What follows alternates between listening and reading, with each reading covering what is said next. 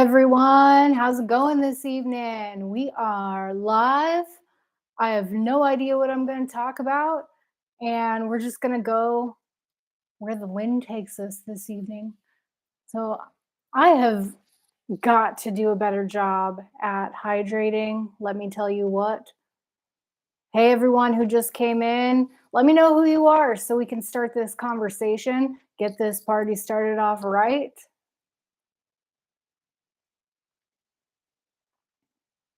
while I wet my whistle. What'd y'all think of that last meeting? Any big takeaways? Any big revelations?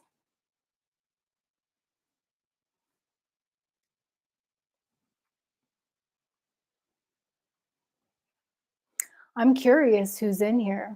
Who are you? You gonna tell me? I guess I could start things out with a story. I just have to think of a story. I'm open to questions. I'm open to suggestions if you've got something you want to talk about. I thought about maybe reading something to you, but I don't know. I gotta suss the vibe out. I gotta figure out where everyone's at. Marky. Hey, Marky. How are you doing? Long time no see. Welcome to the party. I am premium at this time. What do you mean by that, Marky? I'm wondering what you're meaning. Do you mean you're VIP right now because you're the only, you're the first one in the house? Hey, whoever just joined, welcome. Nice to see you here this evening. I'm thinking I should have made a cup of coffee or something like that. I just have hot water here. Anne Marie Bliss and Scott in the house. Hey, how are y'all doing this evening? What's going on with you? How was your day? Tell me a little bit about what you're going through. I love updates. Some of us are going to be coming over here from Kicking Addictions chat, which is on Wednesdays at 2 o'clock Pacific Standard Time. I believe that's, I don't know. I'm not even going to try to translate that into other times because I always mess stuff like that up and I don't want to give you wrong information. So I'm just going to say 2 o'clock Pacific Standard Time. Kevin over at Kickin' Addiction has a great stream, and that's where I'm just coming from. Marky's here from Kickin' Addiction as well. Cup of coffee in the big time. I don't have cool sound effects like Kevin has. Kevin's got a sweet setup. What's Anne Marie have to say? Anne Marie's got, she's kind of man, they put this heart over the most recent comment. Do y'all notice that? And then I can't see what the whole thing says. I have to do this ninja scroll to try and see, and I can't even do it. It's too early right now. Kind of overdone it. Probably the last couple days, and I'm hurting. What'd you overdo, Anne Marie? Tell me more. I'm very curious about what you're talking about here. I think I'll be okay without the coffee. Plus, it might keep me up a little too late. Might keep me up a little too late. Hey, everyone that just walked in, let me know who you are. Drop a comment, smash that like. I feel kind of odd telling you to do that, but it's like the rules of the land around here. It helps me out. It helps get the message out. I want to know how everyone's feeling tonight. I'm just trying to gauge what's going on here. How are you feeling? Tell me how you're feeling. Tell me what you're going through. Hopefully, Anne Marie. Hey, Kingdom Within. Tala, nice to see you. Welcome to the party. Yeah, Marky, what's up, Anne? What'd you overdo?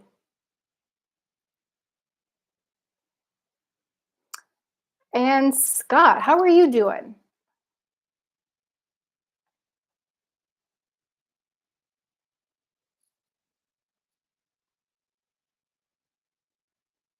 Thank you, Tala. I appreciate that.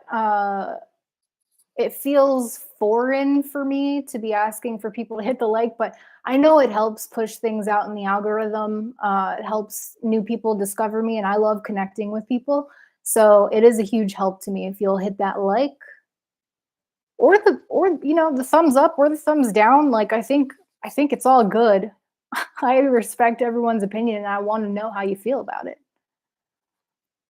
Okay, Anne Marie. So, my dad is a retired attorney. He's never met a piece. Uh, he's never met a piece that paper he wanted to be a part with. He's the most orderly hoarder ever. An orderly hoarder. That's really interesting. We're going through his client files and shredding everything. Wow. Okay. So that's a lot. So you've kind of overdone it in terms of the amount of energy that you're exerting, is what it sounds like, Anne Marie. Um, is there is there anything that we can do to support you? Is it helpful for you to have for you to get more out? Do you want to tell us more about what's going on? How much I'm curious, Anne Marie, how much more you have to go through? Like how much more work do you have? You've been at it for a couple days already, so what else? How much more is to come? How far along are you? Sherry in the house. Hey Sherry, what's up, girlfriend? Aw, you hit that subscribe and like button. Thanks, Sherry. That is so sweet of you. It is so nice to have your company, and everyone who's just coming in, welcome. I'm so glad you're here. I'm thinking I could have used a cup of coffee, but then I'm like, nah, I feel pretty amped up from the last stream. The energy was good in there. And I'm feeling it now. I'm feeling it now. If y'all need me to calm down, you just tell me no. Let a sister know, and I will calm down for you.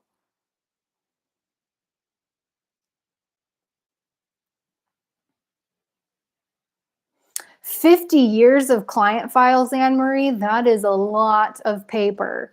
Bank statements, blah, blah, blah. Wow. So how many years are you into at this point? How much more do you have to shred? How long do you think it's going to take? Anne Marie, we filled 4 shred bins, and we're closing in on the files. Just 2 more file cabinets. We've done 6 file cabinets. Wow, Anne Marie, that's a lot. Well, you know what that tells me? That tells me that you have perseverance, and that is something to be proud of. I think it's wonderful that you're pitching in to help with your family. Not everybody would jump in and do that. So it shows integrity, it shows perseverance, and I consider both of those things to be strengths. So I'm proud of you. I'm sure that your dad is thankful too. Well, I'm actually not. I take that back. I don't know. I don't know how your dad feels. I can't speak for him, but I would imagine. Huh, Marky, pound the thumbs up. That's not one I've ever heard, Marky. That's very creative of you. Kingdom, if you don't feel comfortable to say like your videos, then feel free to leave it up to us, your friends, to just say it. Well, thank you, Kingdom. I appreciate that.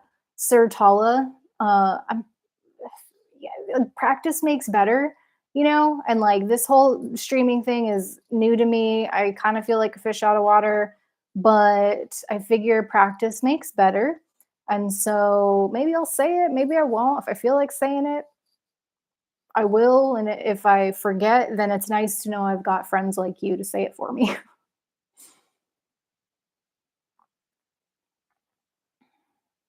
Marky sees that a lot, Anne Marie. It's more common than people think.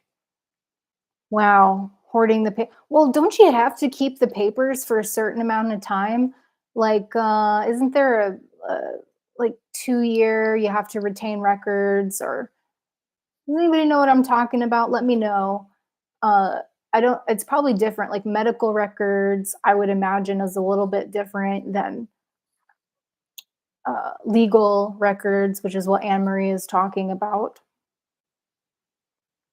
I personally like to get rid of everything. Well, I have like obviously birth certificate, social security card, but I just shredded a bunch of stuff and it felt so good. It was an entire box, like, let me show you. It was an entire box about this tall, just full of papers, old medical records, stuff that I did not need anymore, receipts. Felt really good to shred all that.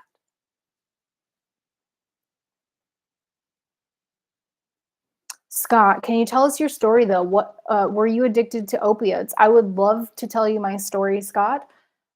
So I was not addicted to opiates. I'm a little bit of a oddball in terms of Kevin's community. I have never been addicted to opiates. Have I tried them before? Yes, knowingly, not so much. I was given things in my sort of early days, and I found out pretty fast that when I mixed pills with alcohol, which was my drug of choice, alcohol and marijuana, and I had a little bit of a stint with cocaine and, dare I say it, the rock form.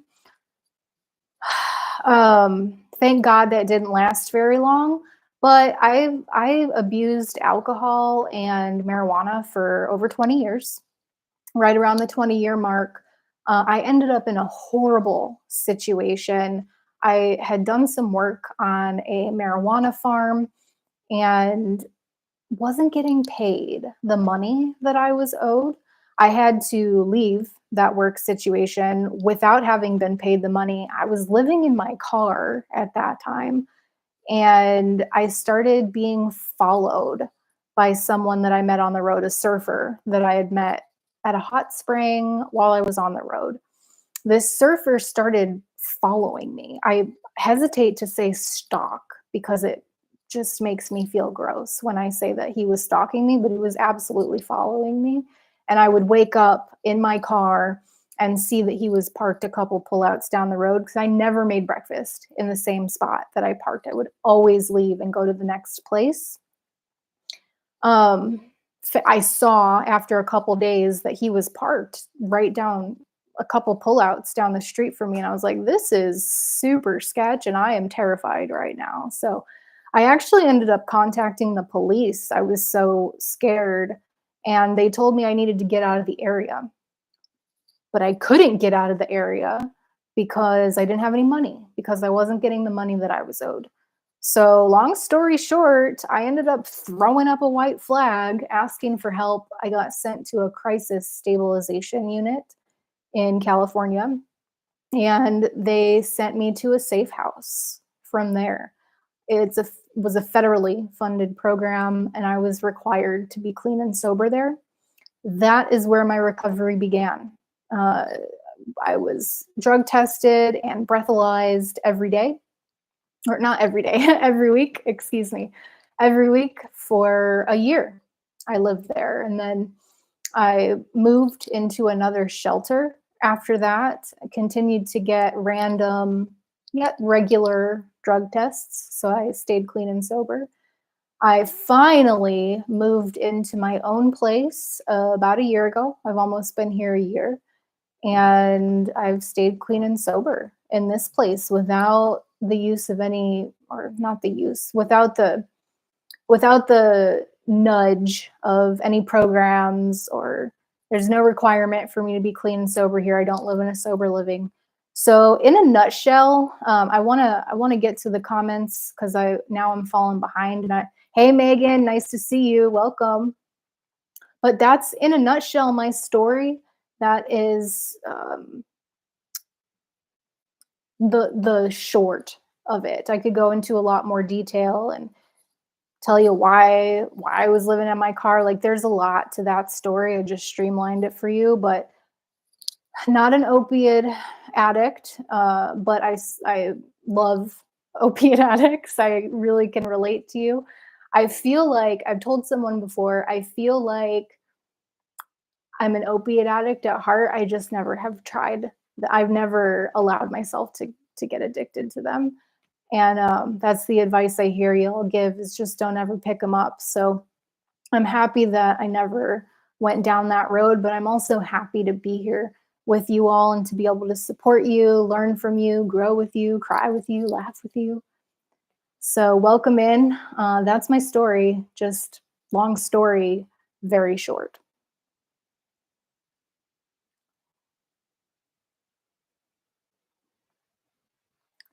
Jerry Yale in the house. Yo, Jerry. Yeah, it is a big cup, isn't it? It was a gift from my brother when I moved into this place. Actually, I have this blue one that I thought about using today, but I just kept using that tan one.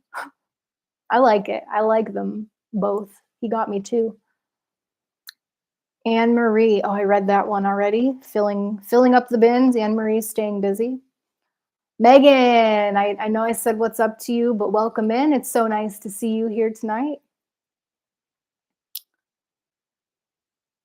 Megan, this is an after party I can stand behind. Right on, Megan. I'm so glad you're here. Tell me what's going on with you, Megan. I didn't see you. I didn't interact with you too much over in Kevin's. I think you're doing well. I know it's been a little while since I've seen your face around. So what's new with you?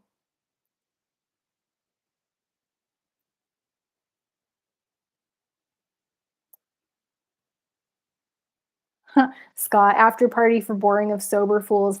There is nothing boring going on here, Scott.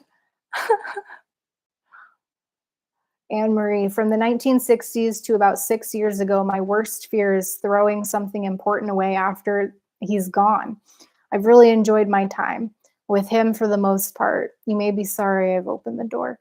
Anne Marie, I am not sorry that I've opened the door. The door is always open for you. And I can relate to being scared about throwing something important away. I was a closet hoarder myself before I quit my job to travel. And that was actually part of my motivation to move into my car, actually, was to get everything in order, to minimize the amount of stuff that I had and figure out what I really needed to live in the world. Do I recommend that route? No, I absolutely do not recommend that route. It was a seriously wild and at times reckless ride, but I do feel like I'm more organized now. My place is far cleaner and more tidy, orderly than it was. But you said your dad was an orderly hoarder. I can't say that I mean, I was semi orderly when I had a bunch of stuff in my place. 2 bed, 2 bath condo, full of stuff that I didn't need. Badass 1G. Yo, Kevin, what's up? So I had talked about Kevin's channel in the beginning. I'm going to plug him again because it's a fantastic time over there. Kevin goes live every Wednesday at 2 o'clock Pacific Standard Time. I don't want to say what all the other time zones that is because I don't want to get it wrong and tell you the wrong thing. But every Wednesday at 2 o'clock Pacific Standard Time, Kevin goes live. We talk about addiction. He's a recovering opiate addict, and there's a lot of support. You don't have to be an opiate addict to go over there. Like I just shared with you, I am not a recovering opiate addict. I am in recovery, not just from substances, but also mental health conditions. That's what I talk about on my channel. But go over to Kevin's channel on Wednesdays at 2 o'clock Pacific Standard Time. It's a great support community, and Kevin is just the best.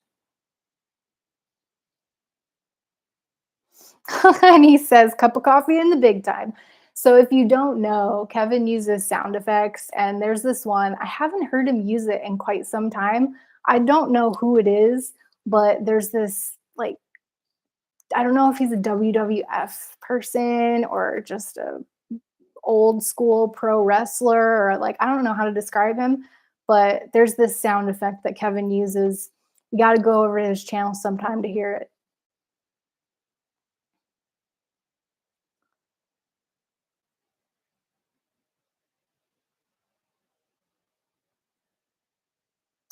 Cocaine. Scott says cocaine is a hell of a drug.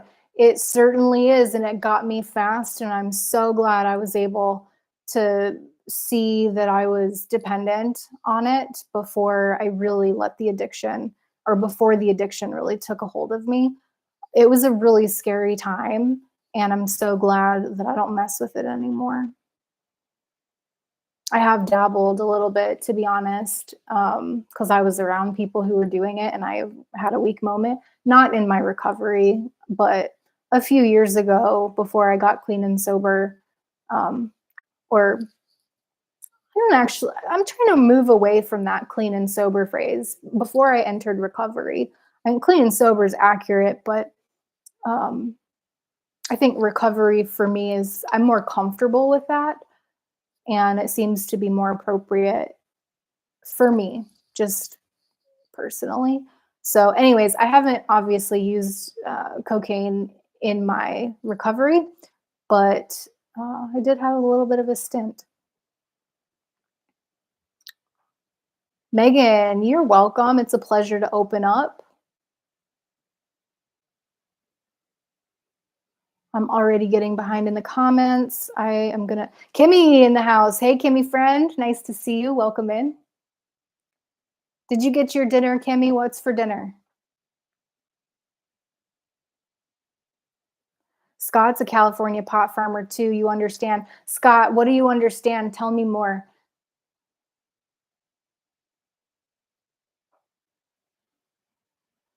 Scott, it was my drug of choice for a long time.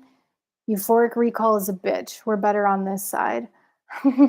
Megan, I can definitely relate to that. And I'll just be honest with you. I talked about this in my last live stream that I wonder where my recovery is going to go long term.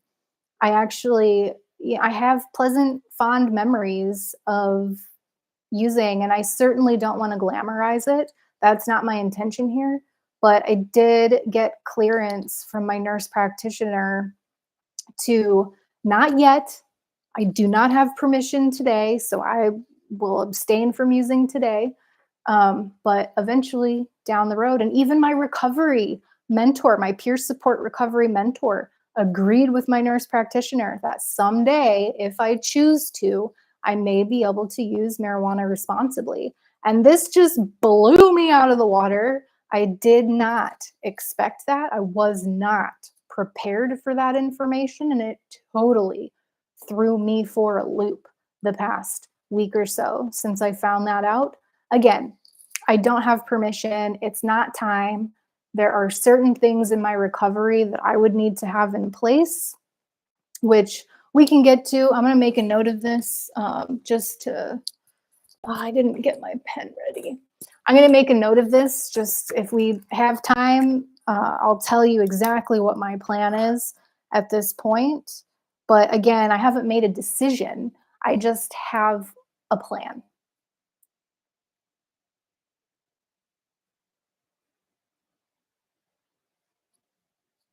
Also, let me know what you think about that. Hey, everyone who just joined, it's nice to have you here.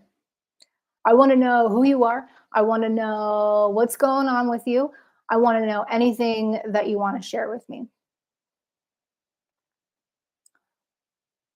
Kimmy says, hi, Tara. Have you ever taken any kind of self-defense? It's amazing for mental health too. Kimmy, I did karate when Shotokan was the type of karate that I did when I was younger. I didn't make it very far. It wasn't really my thing. I'm a lover, not a fighter.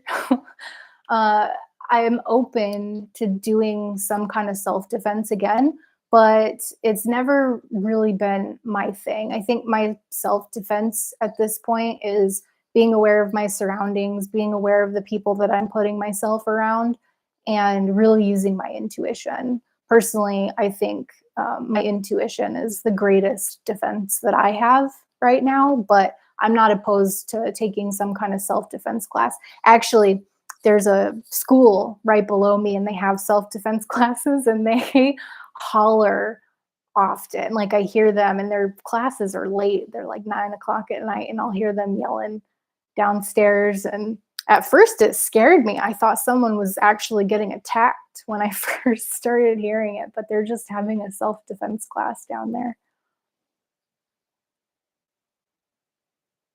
I feel like everyone should know how to defend themselves just in case. That's fair, Kimmy. That's fair. I also think sometimes that we attract things to ourselves. So if it's like everyone's got mixed feelings on carrying weapons. And when I was on the road, I never actually felt a need to draw a weapon, even though I was in some sketchy situations. I never actually thought to pull something out. Perhaps if I had training or something like that, it would be different.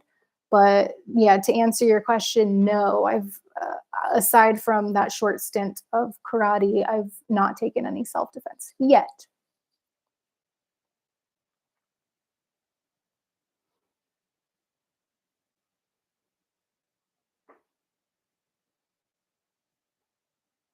Kimmy got off on Suboxone strips.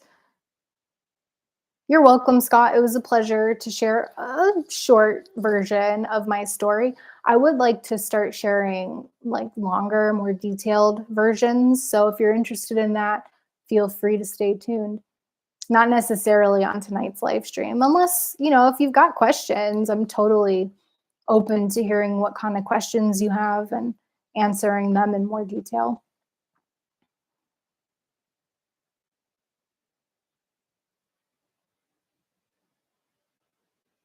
Anne Marie, that must have been such a scary, precarious situation. My story would have taken a much different turn without my parents. My parents have bailed me out a couple of times, to be honest. Not every time. Like this last time, I decided to do it by myself. But I was on the road for 5 years and I did have to ask for help a couple of times. I'm sure that must have terrified them. And um, I really regret that part. Not that I have regrets per se, but it just pains me to know that I scared my family like that when I was living that way.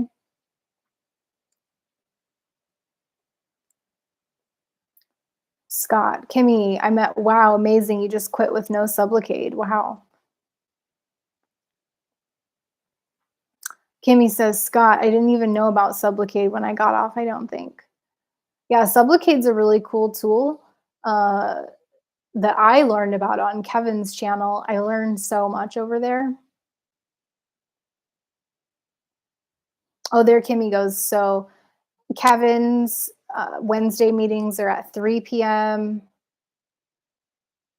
Kevin Standard Time. I think that's Mountain Time, and 5 p.m. Kimmy Standard Time, which is Eastern Time, I believe, but don't quote me on that. Gonzo in the house. Hey, Gonzo, welcome to the party. I wish I could serve y'all like appetizers and cookies and like coffee and stuff. That would be really cool. Yeah, Kevin said, thanks, Tara. It's all love. Darn right. You darn right. Kevin, I'm glad I know you, man.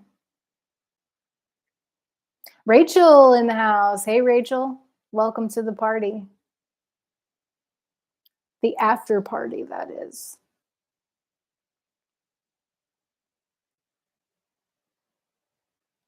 Gonzo, thanks. You know what? I get more compliments on this hoodie than like any hoodie, and it's a hand me down. I got it from a dude, actually. I think it's a dude's sweatshirt, but it's really comfortable. I wear it if I'm just kicking it around the house. I appreciate that. It's a nice compliment.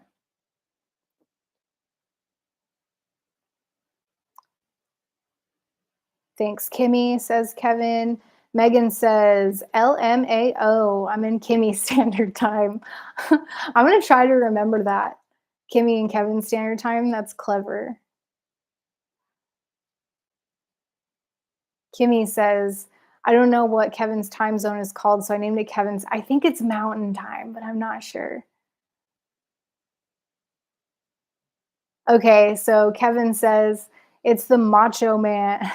The Macho Man, Randy Savage. He was a pro wrestler. Okay, so I was right about that. Thanks for letting me know, Kevin.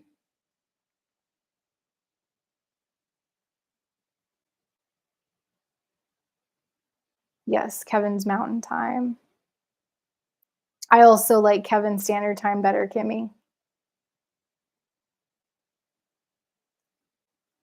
Yeah, Anne Marie, I think I'm grateful opiates never work for my pain.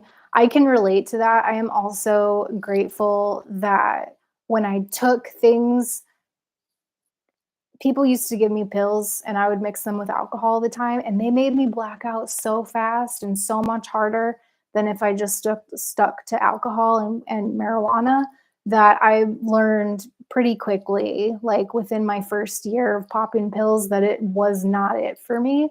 And I'm really thankful for that. Like, granted, it was my run with alcohol was super sketchy, scary at times. unhealthy, but I mean, addiction is addiction, and I see parallels with all types of addiction. I just see how torturous it is with Suboxone and with methadone, and um, I have a lot of respect for people who go that route and who come out on the other side. I feel like you're a lot tougher than I am. I'm glad that I didn't have to go through that aspect of it and that my recovery has looked the way that it has looked.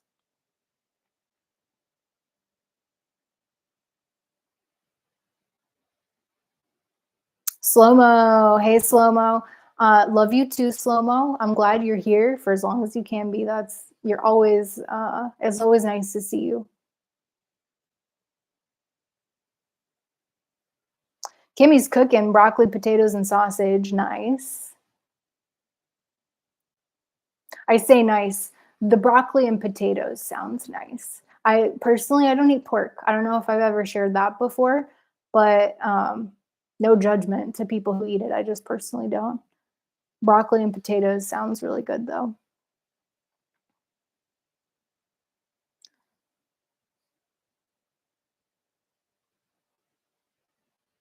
Slow mo, Coca Cola. Now you're talking my long lost former friend. Yes, slow mo. I don't know if you knew that about me, but Coca Cola is a part of my history. It didn't last very long because it got me super hard, and that was terrifying and painful to stop.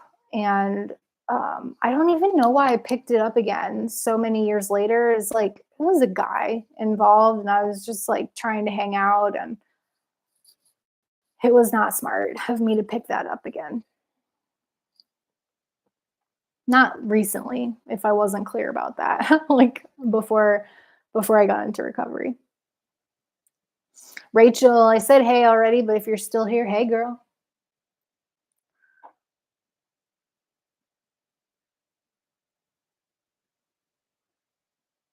Oh, Rachel, thanks. I was just telling Gonzo I get more compliments on this hoodie than I think any other piece of clothing that I own.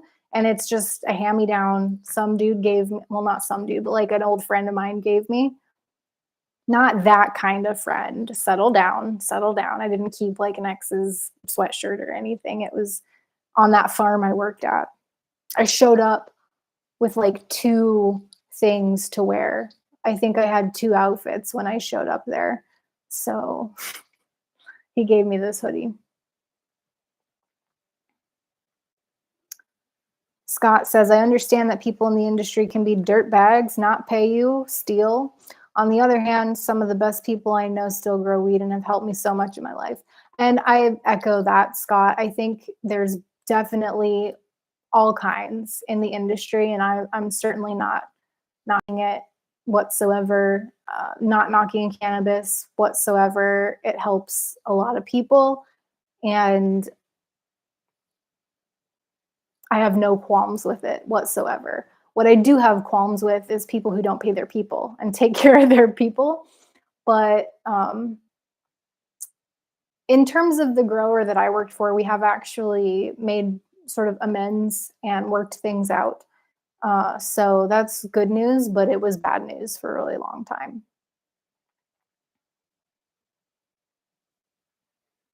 Kimmy, I think cannabis is a different substance than most. I personally couldn't use opiates in moderation, but I wish I could. Yeah, I couldn't either. I couldn't use the opiates and not have something horrible happen, Kimmy. So I, my stint wasn't long and I didn't get addicted, but I agree with you. I couldn't use them safely.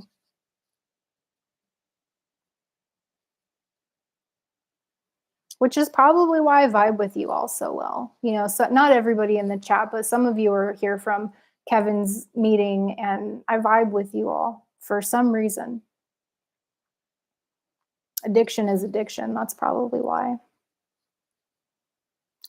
Gonzo, is your peer recovery coach a former addict, Tara? You think the reason why they said that is because your doc is, or your DOC, my drug of choice is marijuana? Not to minimize your experience, but given history, weed hasn't ruined lives. Gonzo, I think that's a big part of it. I absolutely abused it, and it did send my life down the toilet for a period of time. I think I think the reason that my peer recovery mentor said that he believes that it would be possible for me, well, I already know. I already know why. It's because my recovery is mine to define. And I th- I I mean, I don't want to put words in his mouth, but I wonder if I mean, I don't know. I don't know what he would say. I think about other drugs. I mean, like if my drug of choice was opiates, for example, would he be like, "Sure, I think you can use that responsibly someday?" Maybe not. Like probably as prescribed, but I think because I have my nurse practitioner's approval and because my recovery is my own to define and because it's a legal substance, I'm not breaking any laws by using it, obtaining it, etc., that it's nobody has said that I will be able to use it. I want to make that really clear. Nobody has said that I will be fine using it. People have said that I may be able to use it responsibly someday. Again, that day is not today, but the basis of my peer recovery or peer support recovery, oh my gosh, I can't talk right now. Peer support mentor, the basis of him saying that hinges on the concept that recovery is mine to define and it's yours to define. It's nobody else's business to tell you what recovery should mean for you or for me. And I love that about the peer support ideology. It's a huge reason that I've chosen to go into the field while I'm studying for my exam is because I just love the freedom that it gives the individual. It empowers the individual to make the decision for themselves. Now, whether the person can live with the judgment that they receive from other people, that's another story because, I mean, you go to AA meeting and tell them that you're smoking weed, like there's going to be judgment there, even though there's not supposed to be, there will be. So it's kind of choose your own adventure in terms of the way peer support recovery or peer support specialists view recovery.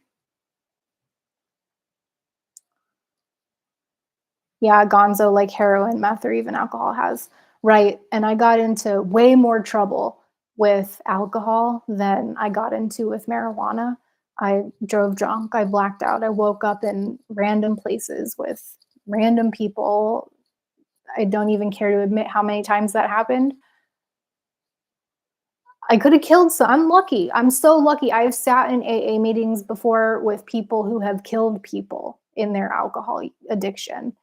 And I'm lucky that that didn't happen to me. I'm blessed that that didn't happen to me. So you're absolutely right. They are different animals. I think personally addiction is addiction and I would feel comfortable comparing gambling addiction to overeating addiction, for example. Not that they're the same beast, they're different beasts, but the mechanisms behind the actions are similar.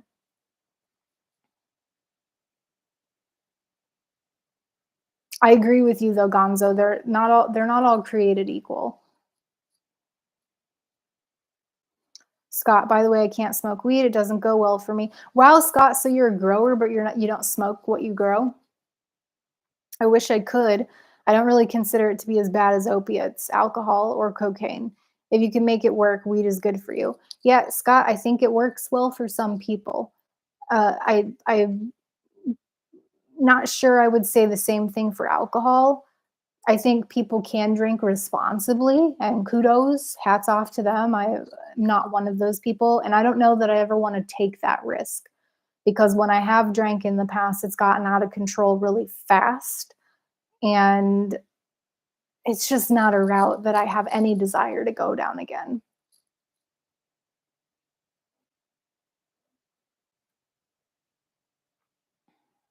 Rachel wants to know how Kimmy's cooking the broccoli.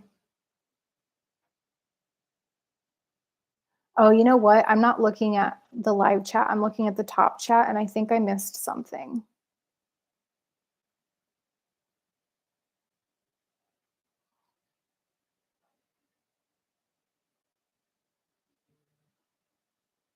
Dang, I'm really far behind. I'm really far behind. I did not mean for that to happen.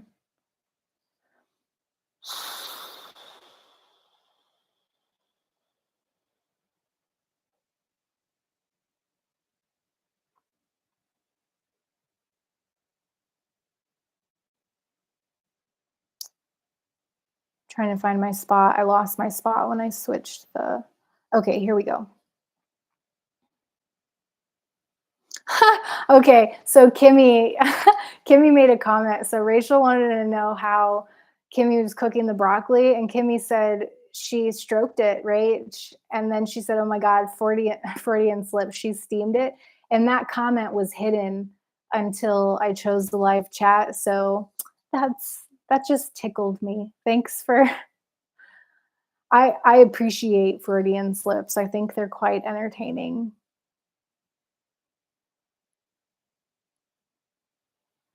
Yeah, Rachel thinks a self-defense class would be great.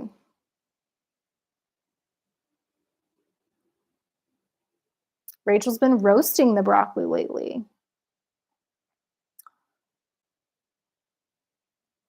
Kimmy's got Oscar Mayer on the brain. Kimmy, I'm surprised.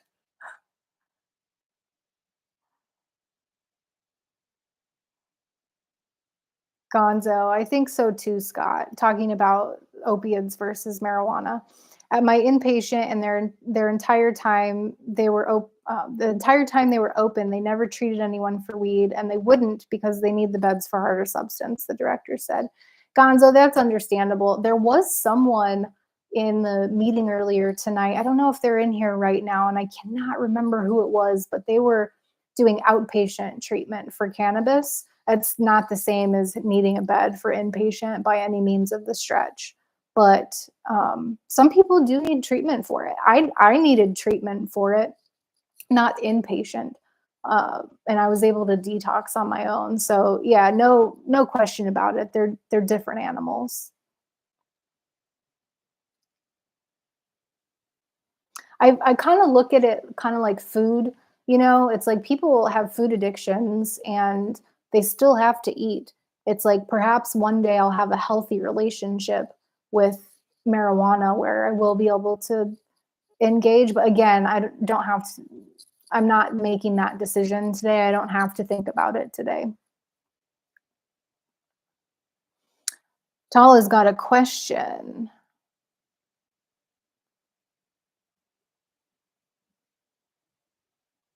Self defense is crucial for Kingdom Within. Kimmy always goes for the balls. That's good to know, Kimmy. Mom, Papa, if you're watching this, my sincere apology. The chat gets a little bit spicy sometimes, but that's the way that they like it. And honestly, I have fun with it too. I'll just be honest. Scott, by the way, Tara, I'm interested in more of these stories. I'll keep watching in the future when I can. Also, when you say it like that, you want to hear more. Yes, we want to hear more. Scott, I appreciate that. There are plenty of stories to come. I love sharing my experience. So, you're welcome back anytime. You're welcome to ask questions anytime. And I'm glad you stopped in. Okay, so Tala says, would you rather be with a man who can't fight but looks really good, or be with a man who can fight but looks decent? Actually, this question is for all the ladies. Okay, this is an interesting question, Tala. Personally, that's a really hard question because what's his personality like? What are his hobbies? Like how does he treat me? You know, how do I feel when I'm around him? Those are the things that are really important to me. Is he respectful? Does he get along with my parents? What else? Um, is he thoughtful? Like, it's really hard for me to answer the question based on the criteria that you've given because the way he looks is gonna change to me based on the way that he treats me and the way that he treats other people, like the waitress at the restaurant, for example. How does he treat her? Those things are all really important to me. If I had to make this decision,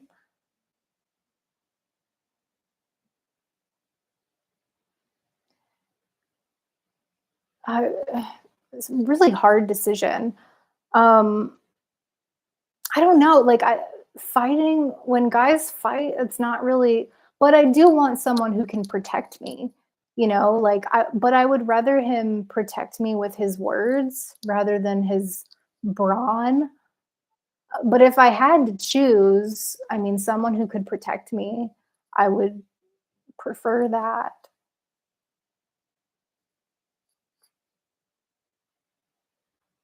Looks aren't nearly as important as brains and emotional connection, but attraction is a must. I agree 100%. But I think if I know that he can protect me compared to someone who I knew couldn't protect me, um,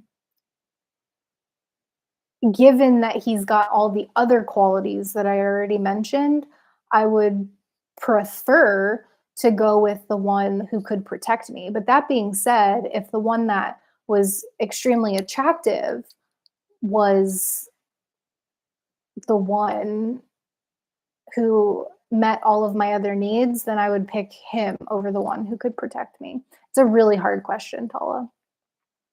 It's a good question, though. Sweet of me to want to serve you cookies, Tala. I would. I would bring them every single week.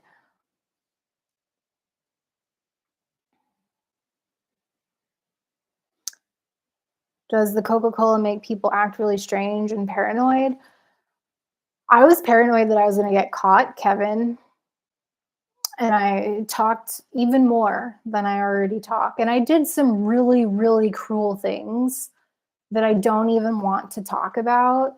Things that, like, things that if I could change one thing in my life, I would change one thing that I did when I was in my addiction. It's the worst thing I ever did in my life.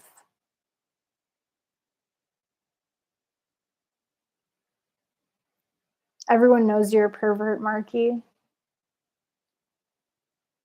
Oh, but the Coca-Cola really brought it out in you, Marky.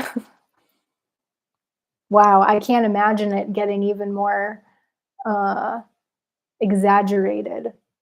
I'm not calling you a perv, Marky. That's not what I mean. Just you make it a little spicy sometimes. You know it's all in out of love. I hope you know it's all out of love.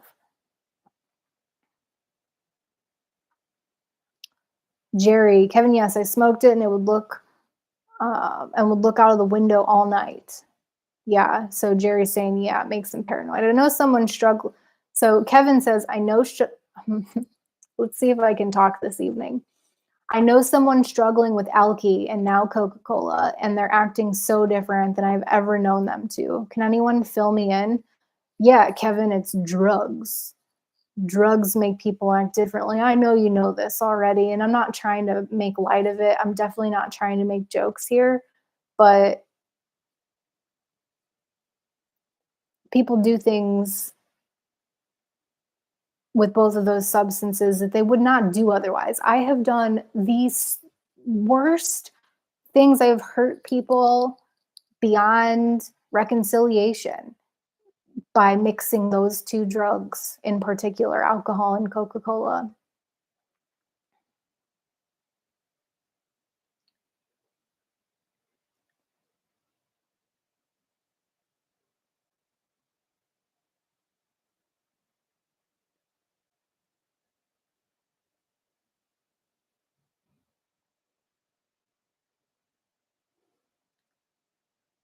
Yeah, Kevin, do you feel like talking more about what you're going through with this person? Like, is it more his behavior? Is it his behavior or their? I don't know if it's a he or she.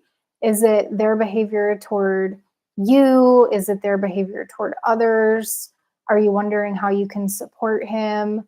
I don't know if you're still here, but feel free to share more with us.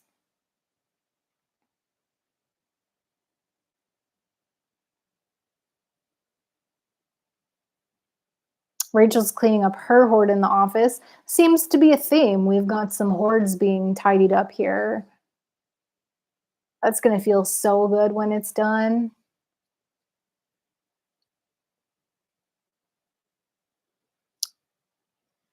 Oh, um, yeah. So, in terms of the Viagra comment, Kevin, if you're still here, and Marky, if you're still here, I agree with you, Marky. It does make women do things that they would not do otherwise. And um, yeah, I'm so glad that I don't mess around with that drug anymore and that it ended when it did. Kimmy, Tara, do you know what's creepier than wearing an ex's sweater? I'm not answering till you tell me it's okay to type it. Kimmy, if you're still here, what's creepier than wearing an ex's sweater? Wearing their pants?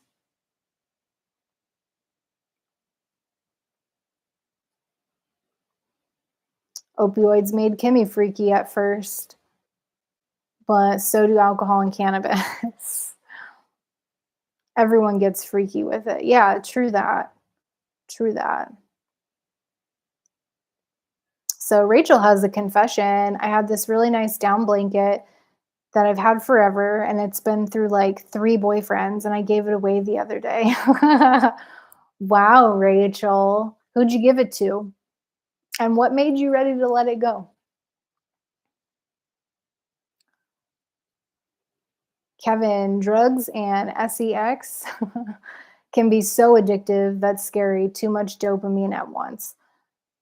Right, Kevin. And I've even heard that some people don't get pleasure once they stop engaging in the substance use. I can't say that I've actually, I, I can't, I can't actually make that call because I've been single in my entire recovery and not active. So uh, I don't actually know how that's going to go, but it'll be worth the wait, I'm sure. It's been so long at this point. It'll be worth the wait.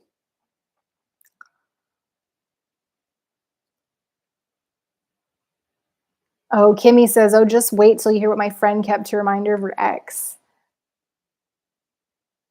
You gotta let us know, Kimmy, what you gotta let us know the punchline of that joke and also what else was kept. Marky wants to know.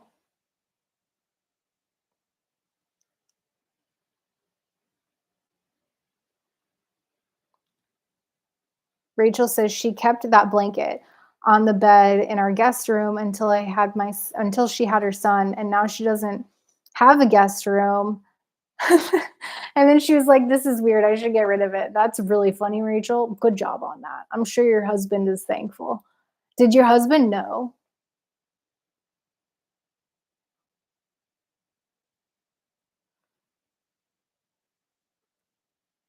Rachel says, Kimmy said, "We don't want to corrupt anyone." And Rachel says, "We're already corrupted."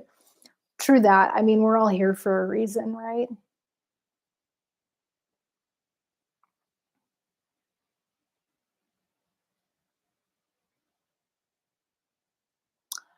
Kimmy, stop it. Are you serious? They make this little kit where you can make a mold of a man's Oscar Mayer hot dog. She made one of her boyfriends to use once they broke up. Wow, it must have been an epic Oscar Mayer.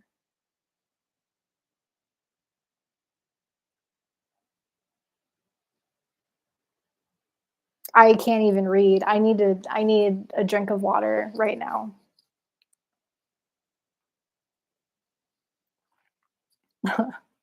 Rachel knew it? I never would have guessed that in a million years. Oh my gosh, Rachel, your friend got one of one of those before your husband was deployed. That's actually good to know in case I ever meet myself a military man, or maybe we've already met, but we just don't know yet. But that's I'm gonna put that one in my back pocket. Actually,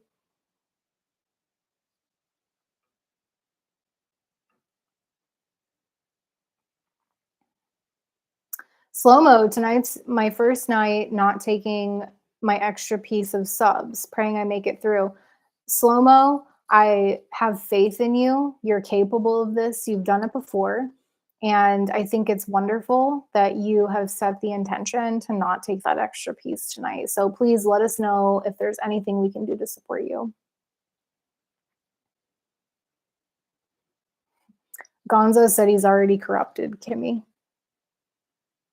I don't know, Gonzo. You stick around here a little bit and it might, I was going to say it might get worse, but that's not really what I mean. But I can't think of a different way to say it right now.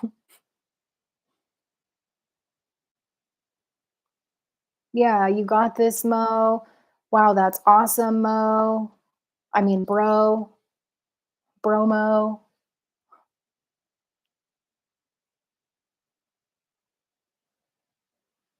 I lost my spot.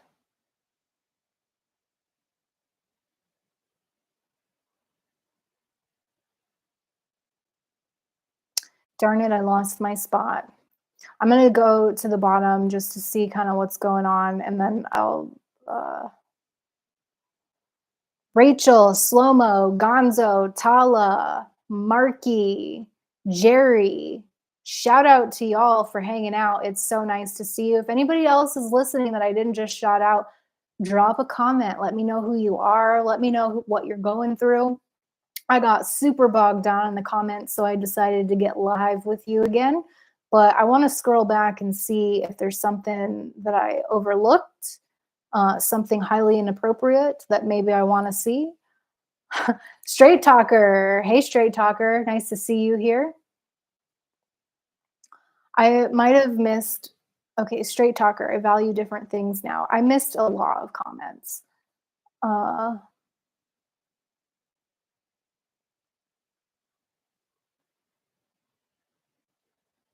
I'm seeing the better than a cocktail wiener. I bet you were talking about hot dogs. Kevin, I don't know if you're still here, but I'm just seeing your comment. A girl I used to date named me Oscar Mayer. Wow, that is something else. Why did she do that, Kevin?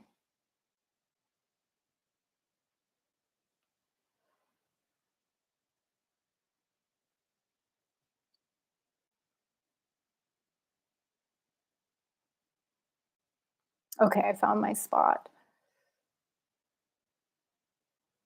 Straight Talker, just letting you know I stopped by. No need to respond. Straight Talker, I'm so glad you're here. I have not had a chance to read your email yet, but I'm glad you told me it's there because my notifications are not turned on like I thought they were. So thank you for that. Kevin, yeah, somebody did say Oscar Mayer, and apparently it's not the first time you've heard that.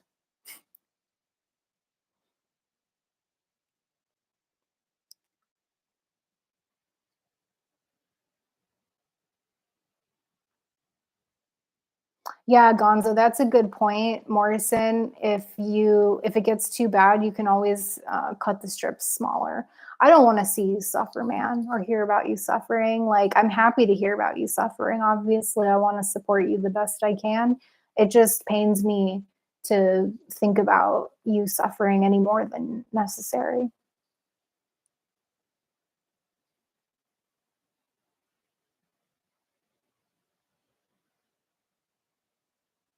Yeah, straight talker. I've also known, I used to be one of those people that was seriously married to pause, so I can totally relate to this. Kimmy, are Oscar Myers big? Kimmy wants to know if that's a good thing or a bad thing. I think it depends on the Oscar Mayer.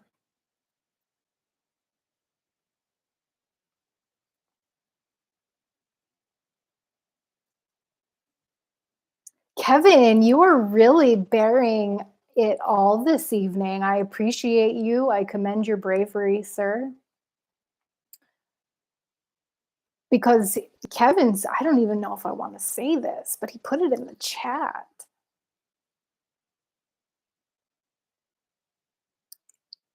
Oh my God, Kevin, can I call you Oscar now?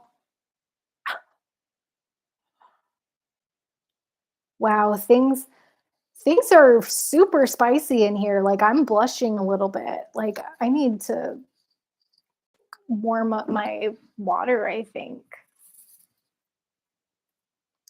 I'm gonna scroll down. I'm glad I didn't. I'm glad I went back to read those, and I'm gonna go back again. I just want to kind of be in the present with you all for a little bit. Anne Marie's cleaning a fish tank. It looks like. Mm, that's good temperature. I like to have. I keep my hot water in here, and then I pour it into my mug. But it's actually really good temperature right now.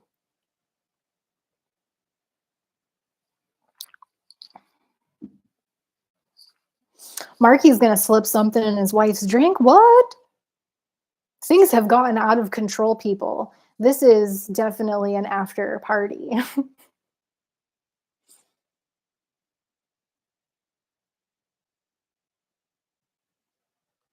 Kevin, are you still in here? Are you pumping iron right now? Or should I call you Oscar? I'm never going to be able to call Kevin Oscar with a straight face ever in my life.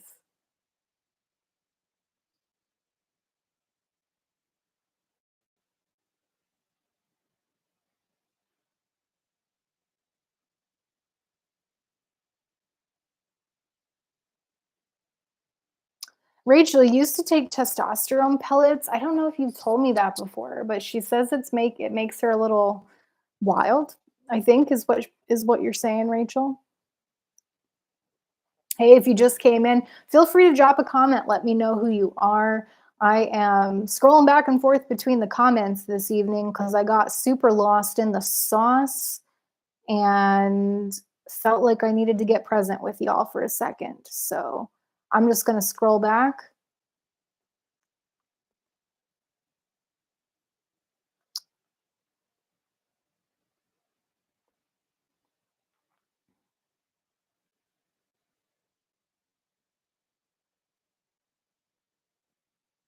Yeah, I agree, Kimmy. No one should comment on the size of their partner. That's just below the belt.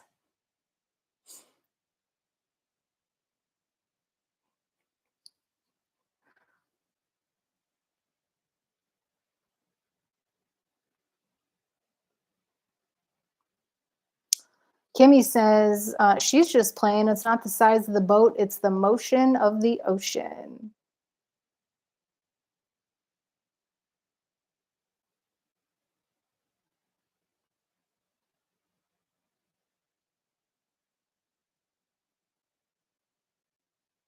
Jerry says, good thing she didn't call you Gherkin, Kev. Yeah, Kimmy, mom and dad. Sorry, Tara. Yeah, mom, papa. I call my stepdad papa. So, hi. They're not watching right now. I don't think they'll probably ever watch this. I warned them. I don't think they'll ever watch it.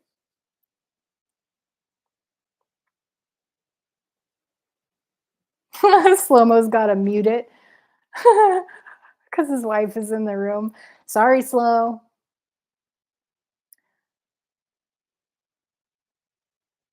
Yeah, exactly, Rachel. Rachel says, I would rather be with someone that could fight because I'm more of a what kind of personality and heart does this person have? Exactly. That's exactly my point. And Tala, you're welcome. Thanks for your question. Feel free to bring on more.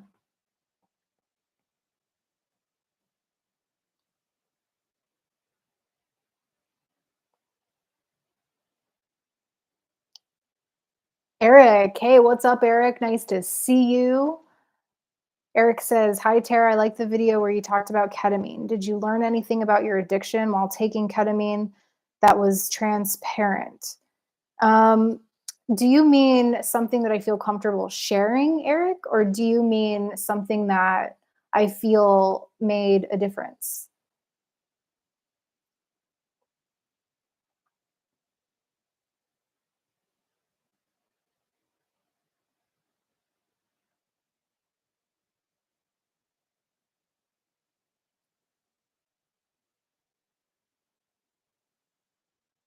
Something that made a difference. Okay, I thought you might have meant like transformative or something instead of transparent. Thank you for answering my question so promptly. I'm happy that I saw it. So, in terms of my addiction, uh, you know what? This answer might surprise you, but over the course of me taking ketamine, I've really sunk in to the fact that my recovery is my own to define. It's nobody else's. And it took me deciding to not give a rip about what other people think, about what they think sobriety or abstinence or recovery means to them. Because I started my recovery out in AA. And if you're familiar with AA, let me know in the chat if you've been involved with AA and if you're still involved with AA. Everyone, I'm curious about this. So I got clean and sober in AA, and there was obviously, if you've never been involved, I'll just share with you there's a strong viewpoint that recovery means abstinence. I've since been trained as a peer support specialist, and we're taught that recovery is something that only the individual can define. And if we personally have different viewpoints than the person that we're serving about what recovery means, then it's not our role to educate the other person as to what we think it is. We can share our experiences, but if the person thinks that recovery to them is California sober, for example, then it's not my place to say, well, that's not sober. Let's go to a 12-step meeting. That's not something a peer support specialist would do. So, to answer your question, in order to start ketamine, I had to really let go of the preconceived notions that I had about what recovery is from an AA point of view and accept that some people were not going to approve. Some people from my AA circle were just not going to approve of my choice to take ketamine and receive treatment, even though it's prescribed and in a clinical setting, which is not what the big book talks about. But I digress. And to sum up that, it's a short form response to your question that I could give a long form answer to. I think that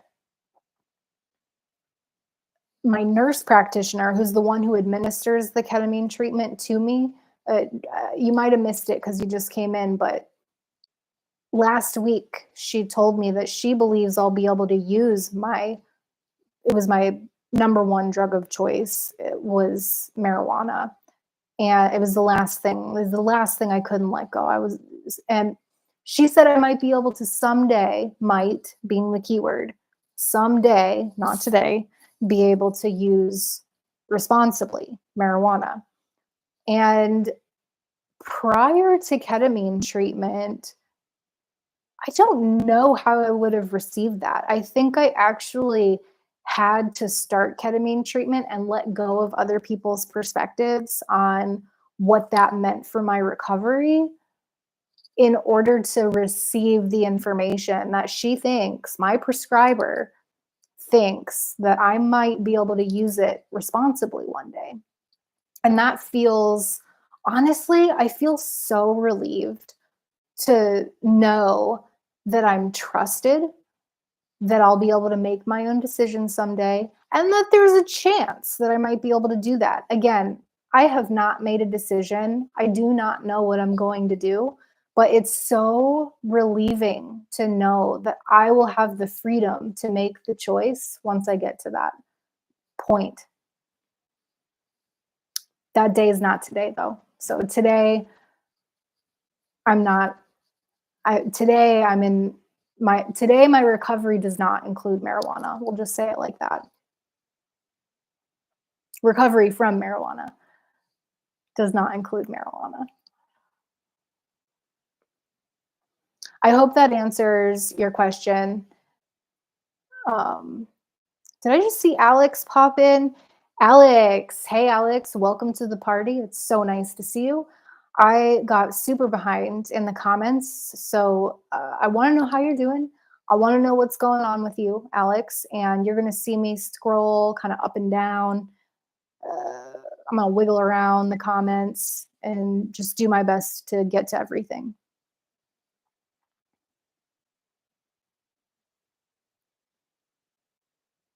Jerry says, Gonzo, go to the gym or try yoga if you can. It'll help you both physically and mentally. I echo that. And Jerry, I need to take your advice and get my butt back into the gym. I have valid, good reasons for not going the past couple of weeks, but I'm itching to get back in.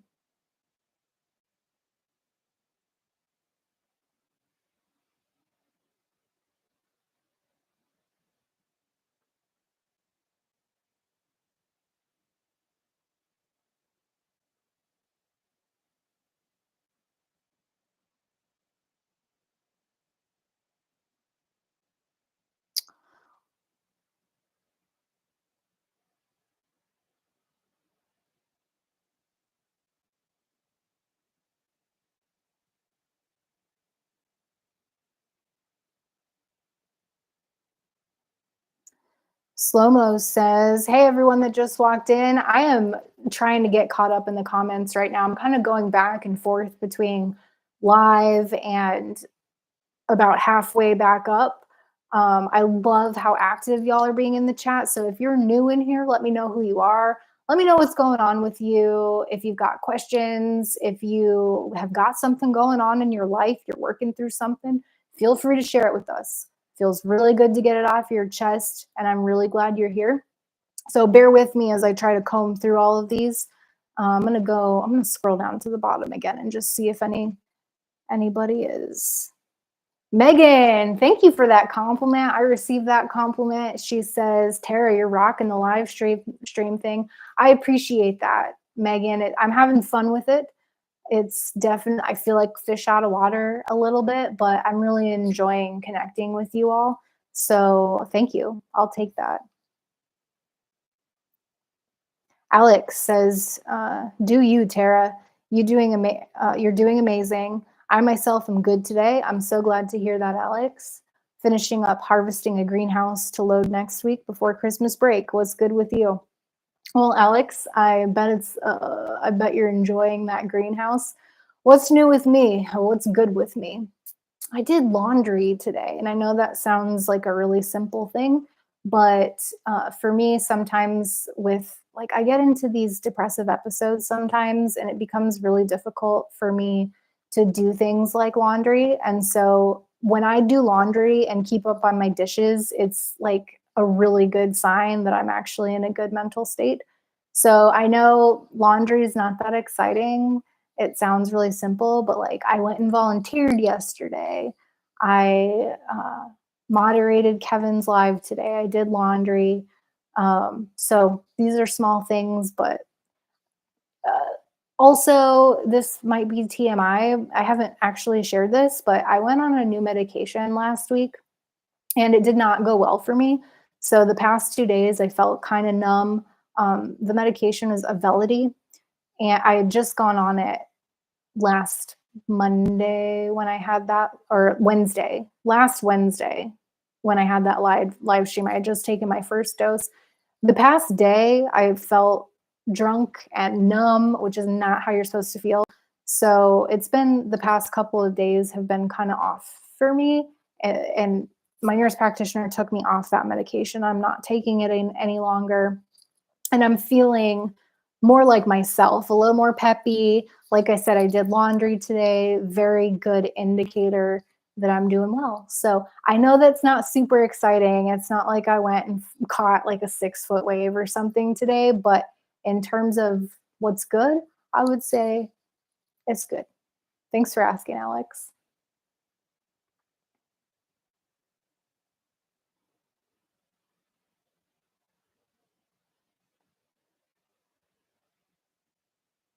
Eric says, every time around December, most people feel depressed. I know I do. Vitamin D is important for depression. Yes. So, Eric, my nurse practitioner is a rock star, and she prescribed me vitamin D a while ago, about 3 months ago, along with methylated B vitamins, because my body does not process or it doesn't methylate vitamin B, certain forms, folate, and I can't remember what the other one is, cobalamine. So methylcobalamin and methylfolate, my body does not make. It just, my body takes in the folate and I pee out the folate. I take in the cobalamine, which is B9 and B12, by the way, and I just pee it out. So unless I have a methylated form of B9 and B12, my body just pees it out. So, anyways, my nurse practitioner got to the root of that through lab tests and genetic testing. And I've been supplementing with vitamin D ever since, and it's really been helping me.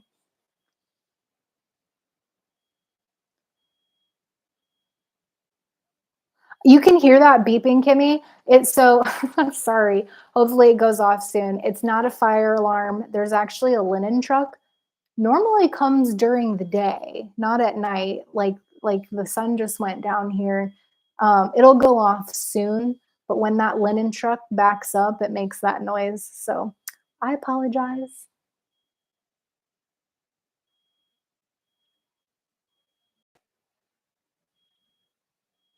Yeah, Kimmy, it sounds like a smoke detector. I thought the same thing when I first moved in here, but it goes off every day. And there's a your heart stopped. I'm sorry, Kimmy. Hopefully it goes off soon. I think it just went off actually. But they might back up again and that's like their the linen truck's reverse. So the PTSD is real. I can relate to that. Okay, so let's see. I skipped over a bunch of comments. I apologize. I'm going back, trying this again.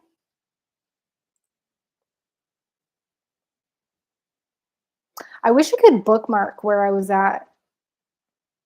Write YouTube a spicy email. Rachel, I think I skipped this one. You used to be a fighter in high school. I didn't know that. People left you alone. That's good.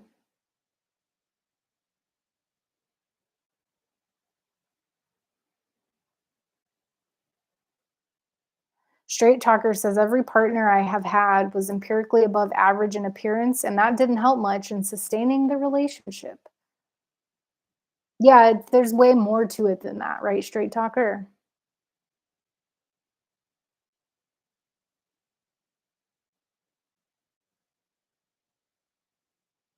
Yeah, leave it to Kimmy to get everyone in trouble.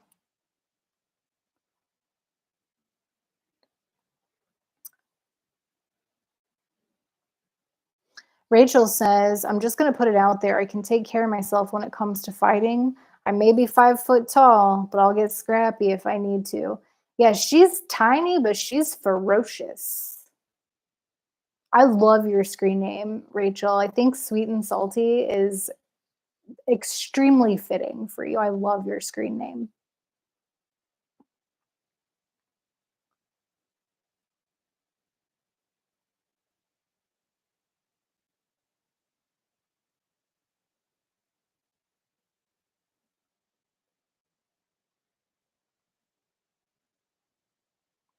Hey, whoever just came in, welcome, welcome. I am trying my best to get caught up in the comments. I'm going to scroll down to the live comments right now. So if you feel like saying hello, telling me who you are, letting me know what's going on with you, if there's anything I can do to support you. If you're going through anything in particular, there's a bunch of people here who are happy to support you. And I'm glad you're here. I'm, like I said, going to be scrolling back and forth between the live comments and where I got lost behind, which was a little ways up, um, trying to read all the comments. There's just no way I'm going to be able to get through all of them. So I'm picking the ones that I can comment on or that make me laugh or that have questions. So feel free to make a joke, ask a question, tell us what you're going through, and we're all really glad you're here.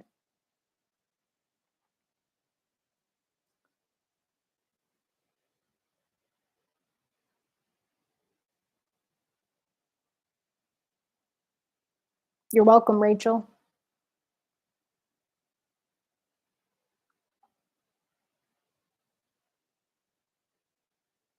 Slow mo, you had to use a fire extinguisher after the live stream on Saturday. What happened?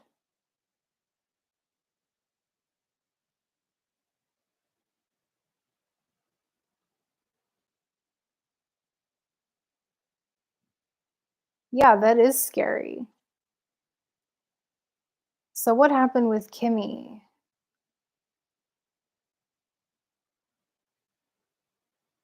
Y'all know my fear of fire alarms. Okay, so that fire alarm, I'm sorry, Kimmy, it stopped now. I'm literally always in hypervigilance waiting to hear them go off. Yeah, that you were you've talked about the I'm sorry, I'm trying not to laugh, but you've talked about the lithium ion batteries before and I don't know exactly why those are so scary to you, but I would imagine it's the your fear of fire. Kimmy, Rachel says, Kimmy, you heard it way before I did. I think my ADHD blocked it out at first. Hey, if you just joined, I am doing my best to stay caught up with the comments. Please feel free to let us know who you are. Hit the like button if you haven't already. It helps me out, helps get the message out.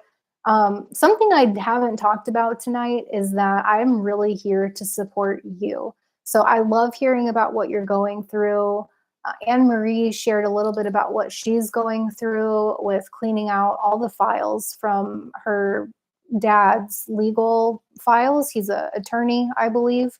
I believe it was her dad. Sorry, Anne Marie, if I got that wrong, but happy to hear what you're going through. And there's a lot of people here who are happy to support you. So thanks for stopping in and let us know how we can help.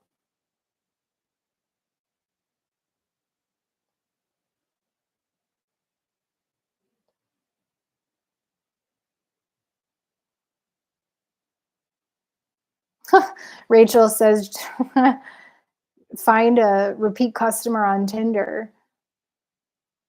I think I missed something. I missed something. What's punny, Jerry? I want to know what's punny. I missed so much.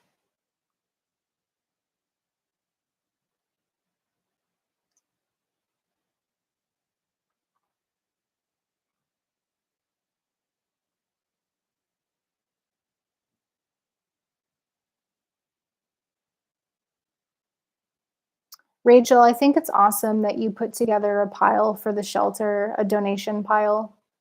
If y'all don't know, I actually lived in a shelter for a couple of years. I got lots of shelter stories. So, Rachel, on behalf of whatever shelter you donated to, thank you.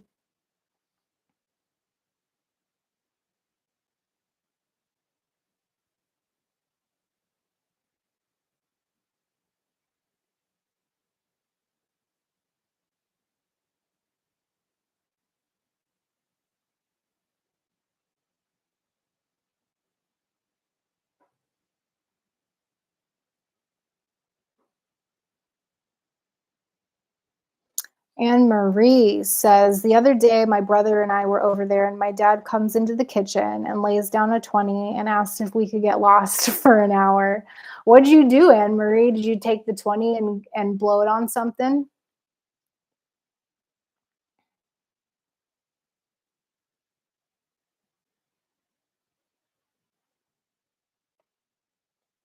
Gonzo. Hey, Tara, can you do me a big favor and I'll love you forever? Gonzo, my interest has peaked. Can you do your best? douchey YouTube opening. So I thought I was seeing that incorrectly, and I was afraid to say the word without being completely sure that that's what you were talking about. Something like, "What's up, YouTube? It's your girl." Okay, I'm just gonna read what you wrote, Gonzo. Uh, "What's up, YouTube? It's your girl Tara coming at you with another banger." How was that?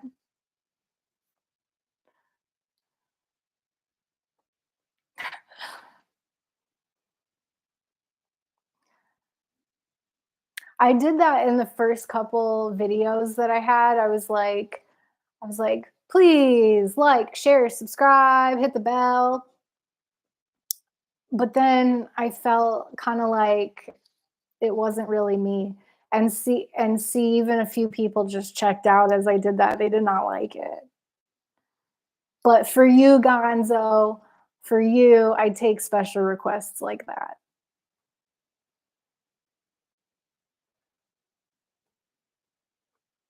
Alex, did you like that?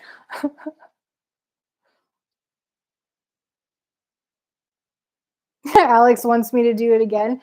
Alex, do you want me to do? Are you talking about that same opening there, or is there something else, different requests that you would like?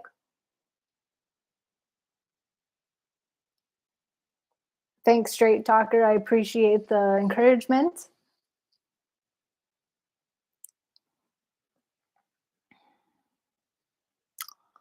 Rachel says, okay, so when I was like 6 or 7, 7 or 8 years old, I saw a lady stealing a douche at the grocery store, but I didn't know how to say it. And I went to go tell my granny, and I told her that the lady was stealing a douche. Who steals a douche? Like, you could just make one, you know? That's like, oh my God, I've seen, reminded me of a story that is not appropriate. So Alex says, "What's up? It's your girl.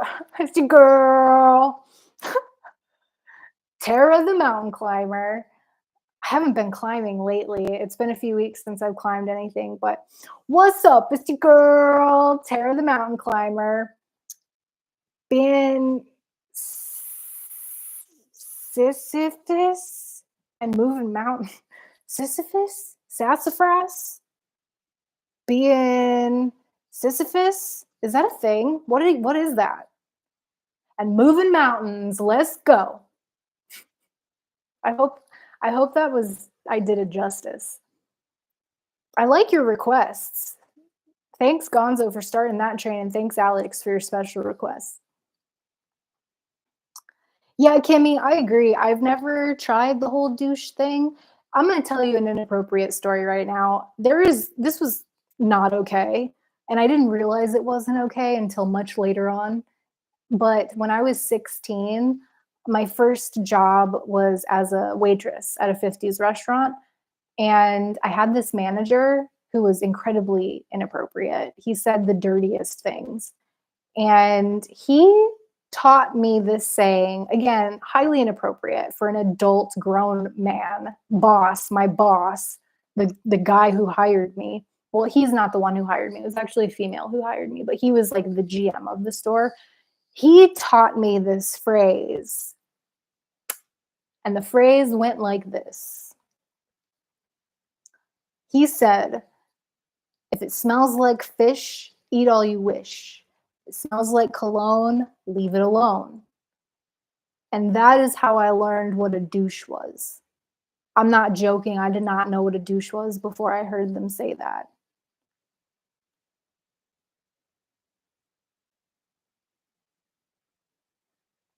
Yeah, Megan the douchebag. Exactly. That I think that's what we're talking about, unless there's a different kind of douche that I'm not aware of, and then it's time for me to get educated again.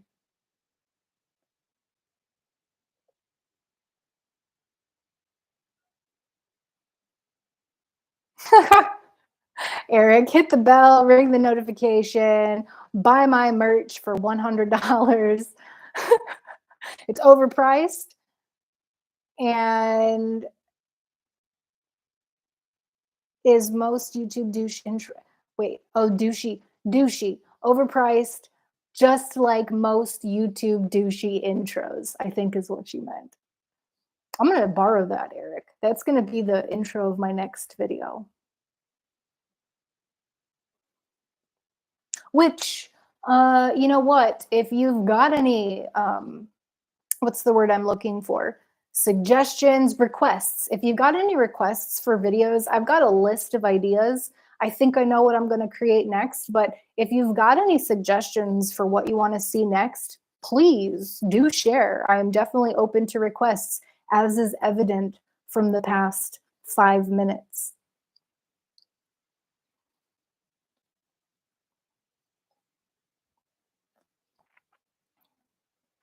Slow-mo's going to the confessional after this stream, and Kimmy almost peed her pants. Kimmy, was it the pants? Was it the pants that was the thing that, like, the most embarrassing thing that was taken from the ex? I think I missed it, and I don't know if I'll ever find it at this point. I'm doing my best, y'all.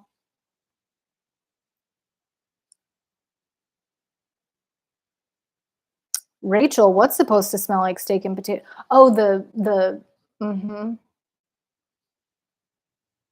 Steak and potatoes? I could get behind that. Yeah, Gonzo, what? That's what I'm saying too. I'm wondering who's gonna see this and what they're gonna say, but I already let it go. I already accept. So this is an all right place to be.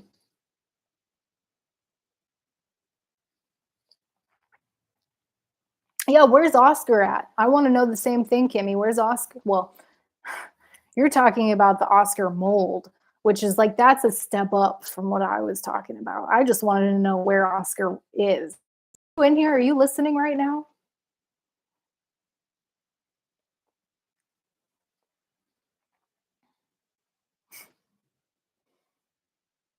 Yeah, that's what I want to know, Gonzo. How does one achieve the steak and potatoes smell? Rachel, please tell us more. Yeah, Slow-mo, I cannot believe that Kevin told us that. I'm still in shock. I'm glad he did. That's a nice little tidbit. But I don't mean that disrespectfully. I just thought it was a little punny, but I'm sure it's not a little tidbit.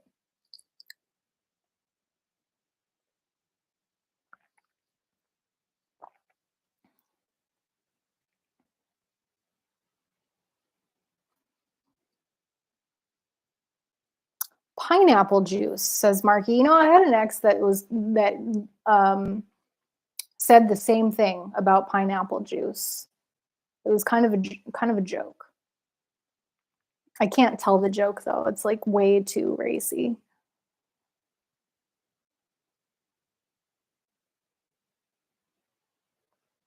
Amy, I missed the question. A mold of the Oscar Mayer.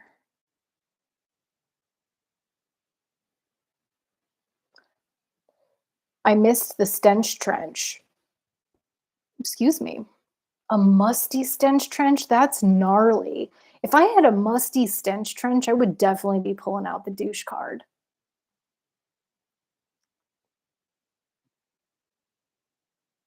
Kimmy, you don't have to tone it down. You're all good here. You're in good company, friend. And if you just came in, hey, welcome. Glad you're here. Let me know who you are. Let me know what's going on with you. We're here to support you. We're having a good old time here. If you care to scroll up in the comments and see what the chat's been all about, it's a little racy, a little inappropriate, but hey, we're glad you're here.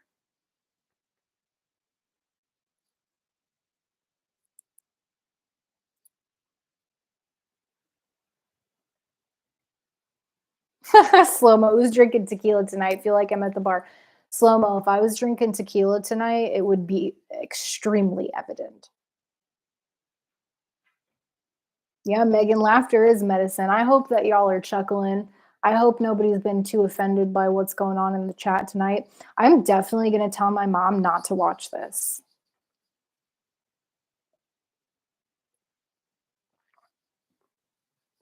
Slow-mo, I'm proud of you too, friend. How you feeling?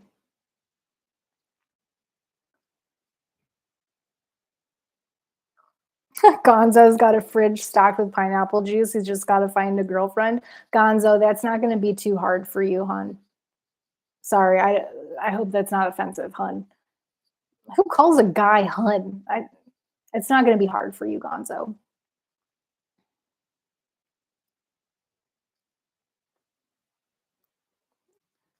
Marky says order one up, Gonzo. It's cheaper.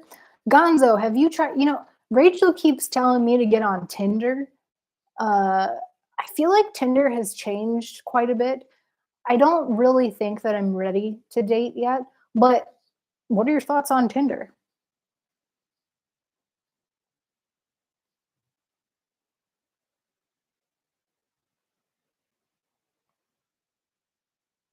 Yeah, Rachel, is that for men too? Like steak and potatoes for men too, or for women? Straight Talker says, Tara, how often did you have to see your nurse practitioner in the beginning? Straight Talker, I've only been seeing my current nurse practitioner for about 5 or 6 months now, probably about 6 months now. In the beginning,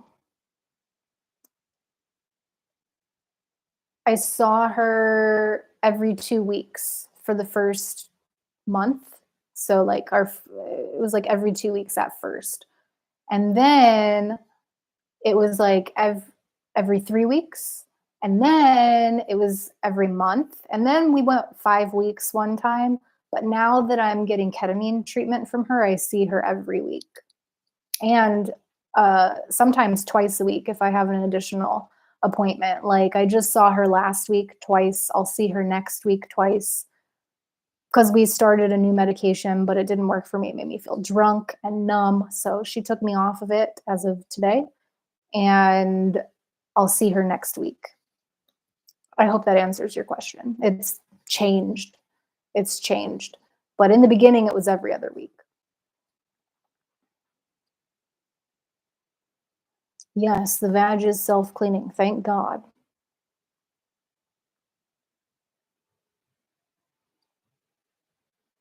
Good, Slow-Mo. I'm glad to hear you're feeling good. That's great news. And I'm glad you're here.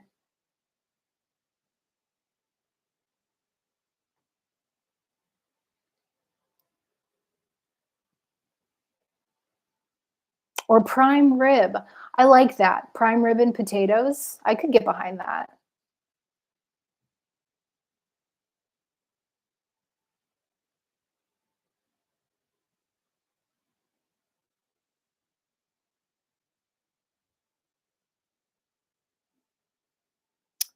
Kimmy says, Gonzo, one time I got stuck crawling through the window into the army barracks to partay. Kimmy, that sounds like an adventure. You sound like my kind of girl. Yeah, Rachel wants to know if you got in trouble, Kimmy. Straight Talker, am I required to have a pee test each visit? I am not. I also have been clean and sober for 2.5 years, and I lived at a safe house actually for the first year of my recovery, where I was required to pee every week and to breathalyze once a week. Then I moved into a shelter. I was required to test randomly, but regularly, not every week. I only got tested 2 or 3 times when I lived there. But ever since I moved into the place I'm at now, which I've been here for about a year, I've not had to test. I don't live in a sober living. It's normal, independent living. And well, not normal, but it's independent living. And I don't have to test anymore. My nurse practitioner would not have started seeing me had I not been clean and sober. That was a question that I got asked during my screening process when I talked to her admin for the first time. They wanted to know that I was clean and sober to even get in to her clinic. And I've maintained my sobriety, recovery, all those things. So no, they trust me and they don't test me.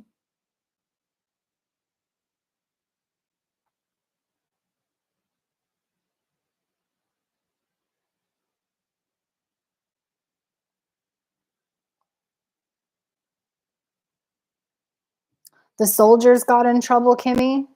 You were minors? Ooh, I bet they just got roast like so much trouble. I can't even imagine. They probably didn't get kicked out though, which is kind of alarming.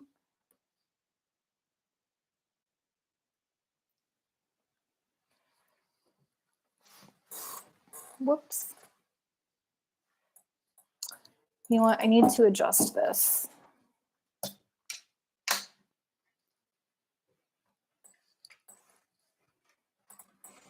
Slow-mo's learning a lot tonight. Me too, Slow-mo. I learn a lot every time I go to a live stream.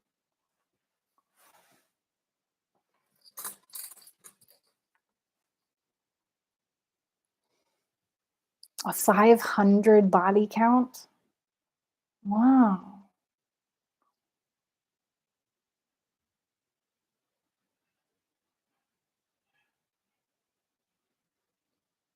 Eric says, I like being alone, but feel like I would be being a creep having a Tinder app.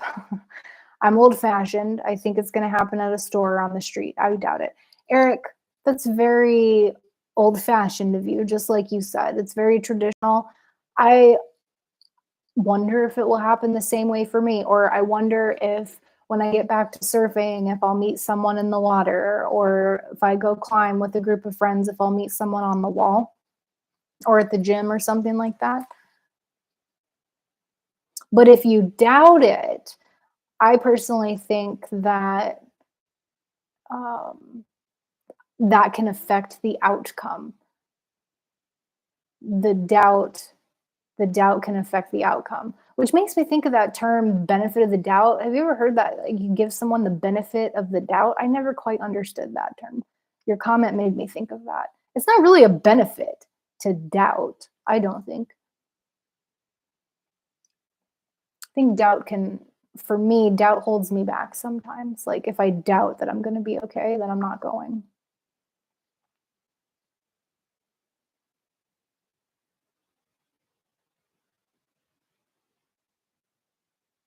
Megan, learning a lot about me tonight. Megan, I hope it's tolerable.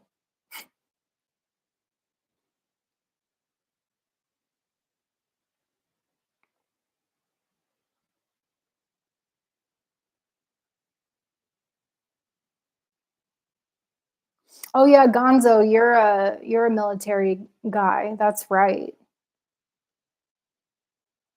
Gonzo did well in the South, Midwest, and small towns because he spoke Spanish. But in Japan or Korea, they just thought I looked like a criminal. Oh, Gonzo, I'm glad you're back home and safe.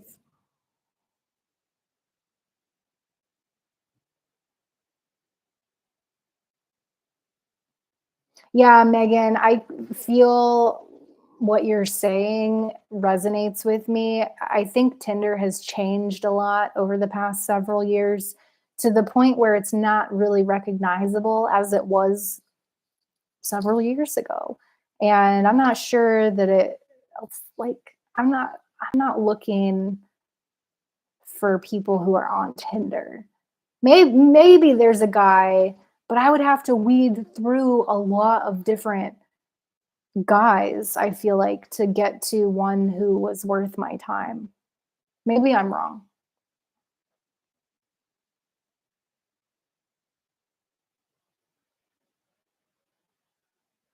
Yeah, Marky, you got a dime. What are you're not missing out on anything.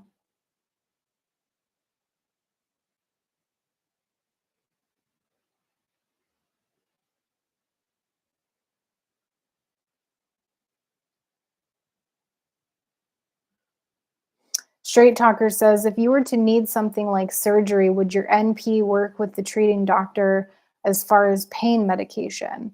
Hope that makes sense. You know what? My therapist and my nurse practitioner talk from time to time.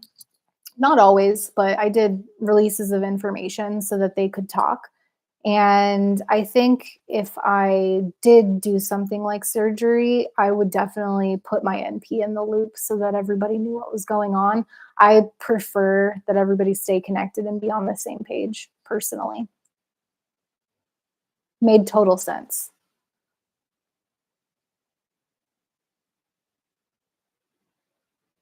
Slow mo, have a good night, man. I hope you do save some lives tonight. Thank you for your service.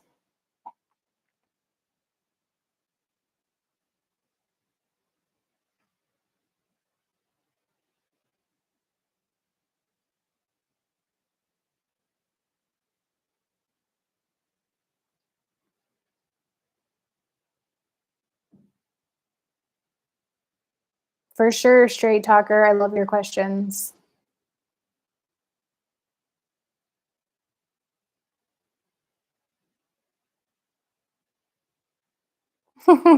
Gonzo says, so a gal just got to go to Home Depot, Lowe's if she's looking for a more upscale guy. And that's all? Wow, lucky. I personally prefer Home Depot to Lowe's. I did not know that Lowe's was considered more upscale. I feel like Home Depot, there's something more easy to navigate about it. And they always have these little magnets that I used to like. When I was living in my car, I made curtains for all of my windows, and I used these little super strong magnets. Maybe you've heard of them, to hang the curtains on my windows. And Lowe's did not have the magnets that I liked, whereas Home Depot had them and they were affordable. So I always choose Home Depot.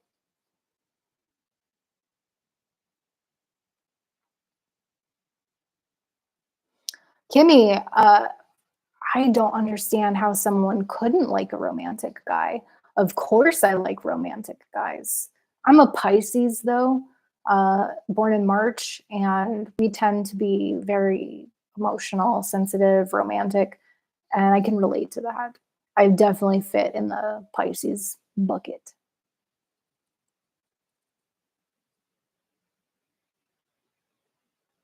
Marky, you committed a robbery. I didn't know that you were a criminal.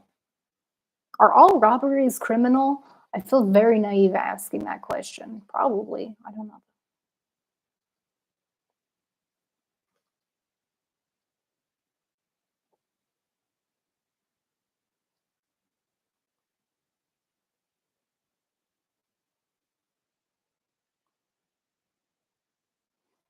Gonzo lives in a large Chinese community, and most of the ladies are older Chinese women. I guess they could be single though. I'll bet you there's so many Chinese women in your neighborhood would be like super psyched to go out with you. I know that's probably not what you're looking for, an older Chinese lady, but maybe there's someone you haven't met yet.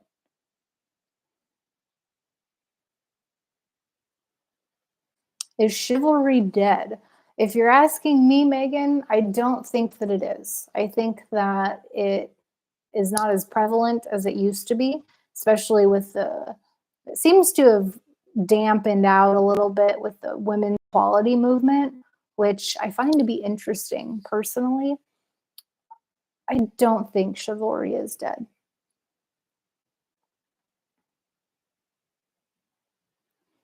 Kimmy says chivalry is not dead for her. I like manly men who put me in my place. I don't like that, Kimmy. I I mean, I like to be checked. I don't want to just hurt someone and not know that I hurt them, or fall through on a commitment and not be talked to about it, like I want it to be addressed. I don't want them to just let me walk all over them. That's not attractive to me. But in terms of putting me in my place, I don't know about that. I want someone who is a team player, someone that we can like work on things together and we communicate well, and just we're a good team. Synergy. That's the word I was looking for. I want a synergetic partner.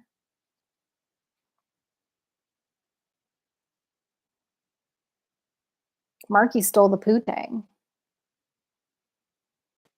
Romance is cool, but cheesy is meh. Yeah, Rachel, I agree with that. I don't want cheese. I like to eat cheese, but I don't want romance cheese. I agree.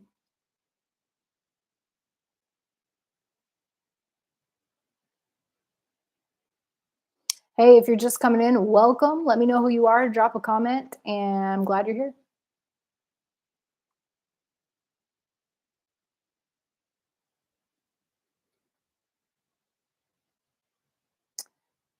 Yeah, so Gonzo says it's the approaching that's the obstacle. There's a fine line between just breaking the ice and coming off like a total creep. Yeah, there is a fine line, Gonzo. I think I think the right woman, Mo, will appreciate, like, especially wise woman is going to appreciate the amount of courage that it takes. At least I do. I guess I can't speak for all women, but I can speak for myself.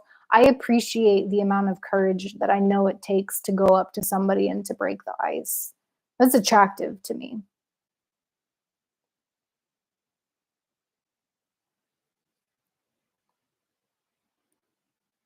Megan, I don't want cheese. I don't, but I do like cheese. Like the like goat cheese. I'm on a goat cheese kick right now. I'll eat goat cheese all day long. Okay, Kimmy means she likes dominant men. I can feel that side of it. When you say it like that, when you say it like that, I can get behind that.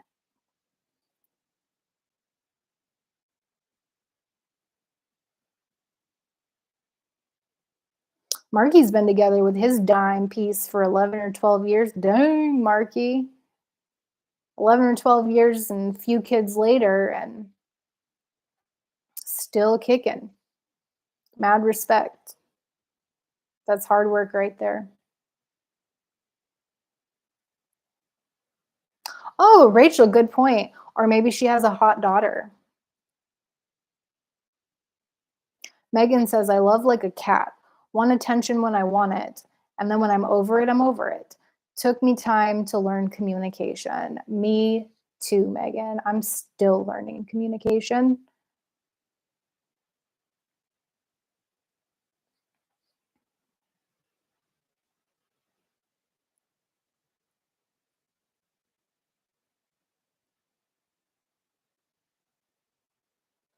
Anne Marie says, I need a partnership. I know the first comment I made about my husband, I think I was frustrated. He's very much my soulmate. I did go back to high school to find my second husband.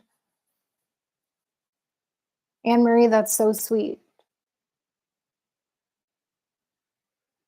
I hope that one day I consider my husband to be a soulmate. I don't have a husband. I'm not married, by the way.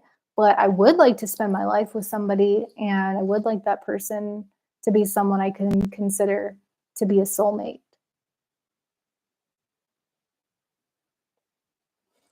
I think we have multiple soulmates, though, like not just one, and I don't think it just has to be romantic. Like, I think I have certain friends that are soulmates, and I would like to end up having my life partner also be a soulmate. That would be great.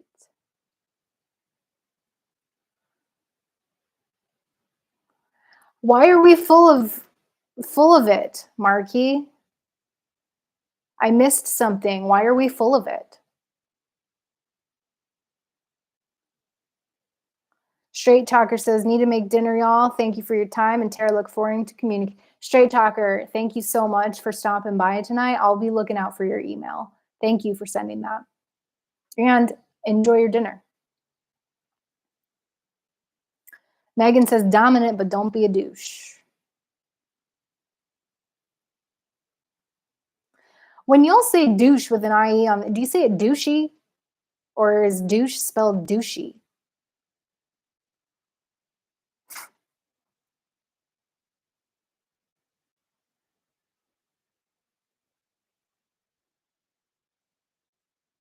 Yeah, Kimmy, don't disrespect me or I'm done. Dominant, but don't be a douche.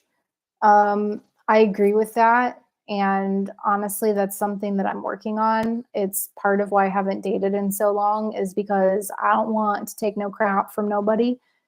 And I've taken a lot of crap in the past. I've just been too nice. So hopefully, whoever I end up with next will be nice, as nice to me as I am to them. And if I need to show my teeth a little bit, if they get a little bit out of line, hopefully I feel comfortable and uh, healed enough to be able to do that. I've been working on myself for a while, almost too long. It's almost been too long. I don't mean that though. I mean, I know if it's meant to happen, it'll happen at the right time. I'm not in a rush. I don't think I'm ready.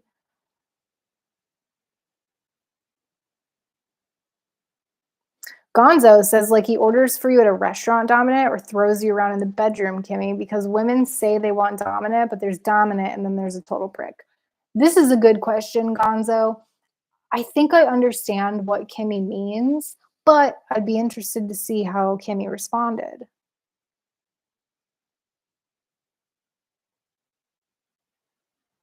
Kimmy says, but I don't have healthy attachment styles. I go to extremes to keep someone loving me if I love them and it's not healthy. Yeah, Kimmy, I've done this before too.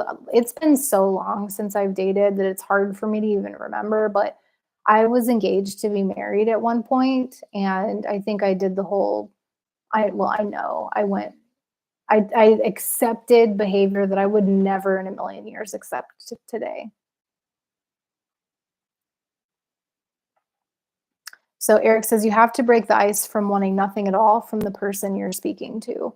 That's a good point, Eric. It's like if there's no expectations, if there's in your mind, from your perception, little to lose, then it probably would be easier to break the ice.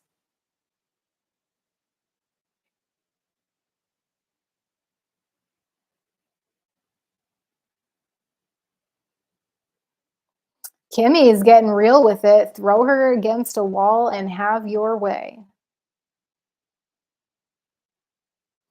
Kimmy, you don't want him to order for you? I'm cool if the guy wants to order for me. I think it's really nice if he wants to order for me, actually. I've enjoyed that before.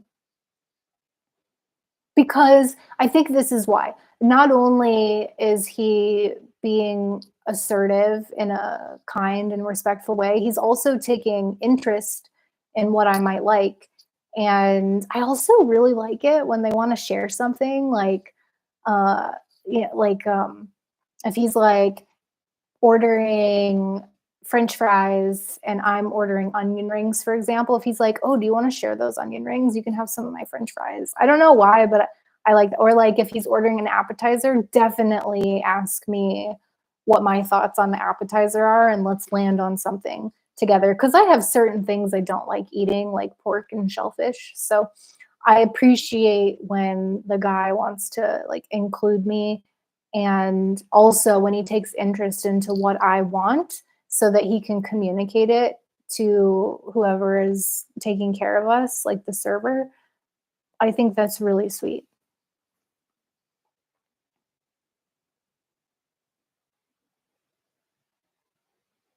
Gonzo, I think it just depends on the girl, you know?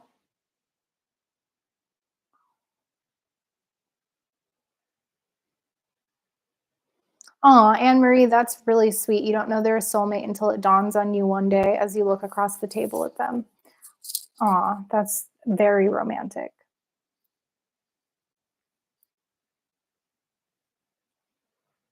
Marky, order her a Big Mac and take her to the bathroom. That would not be my style. Could massage that slightly and it would be a little more up my alley. Kimmy retracted a message. I'm very curious as to what that said.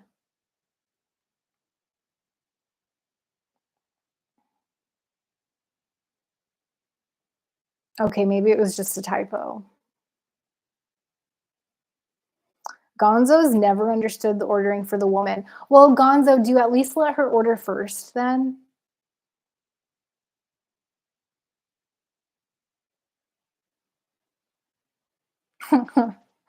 Megan says yes, Tara. She learned douche from Rachel's story, but is it douche or is it douchey?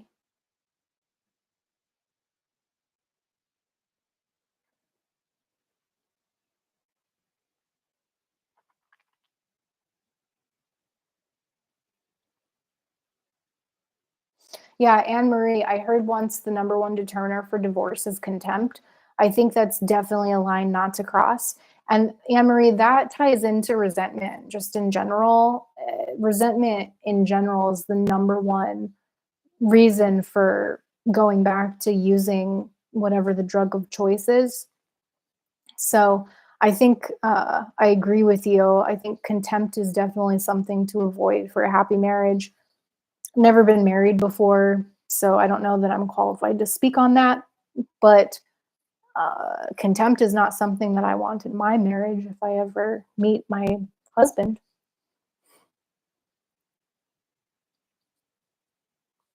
Megan says, "What do you guys think about this? I got to find the article to back this up, but they say we subconsciously are attracted to love we received as a child, even if it's unhealthy. Unhealthy. Hope this doesn't trigger anyone." Megan, I think that's absolutely a thing. I think that's why I've spent so much time in therapy because I kept attracting people who activated the trauma that I experienced as a child and as a young adult. And even later on, you know? So I think that's absolutely a thing, especially if it's unhealthy. Ev- But if it's healthy, if it's been healed, I think if we've done the work, like call it inner child work, call it therapy, call it whatever you want. I think if we've done the work, then we're likely to find someone who would be a good fit for us at that point in time. But that's a big part of why I have abstained from having relationships with people, especially in my early recovery. First of all, they tell us not to, so I listened, even though it was hard at times. Second of all, I did not want to attract somebody without having worked on myself and fixed essentially the problems. I'm doing notes because there's nothing wrong with me, but um, I'm still working on myself to become the person that I personally want to be. And I knew that I would attract a different type of person once I went through that process compared to before I started. So I absolutely believe that. It does all work out, Eric. I agree.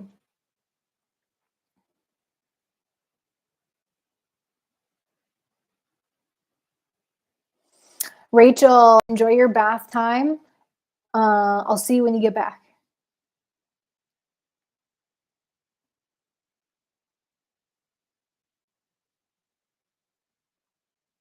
What's Kimmy's V, Gonzo?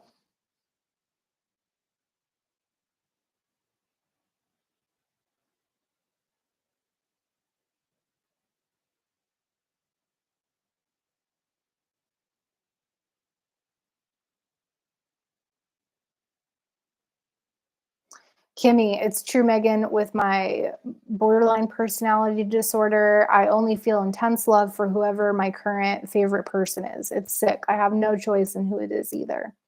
Marky Rizzo says, "What's FP? FP is her favorite person."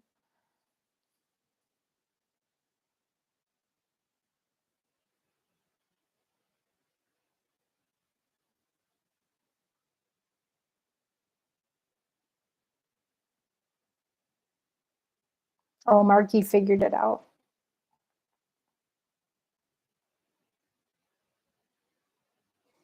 Marky says, "I would never order for a chick ever." I'm not saying that I want him to order for me, but if he wants to, I would let him.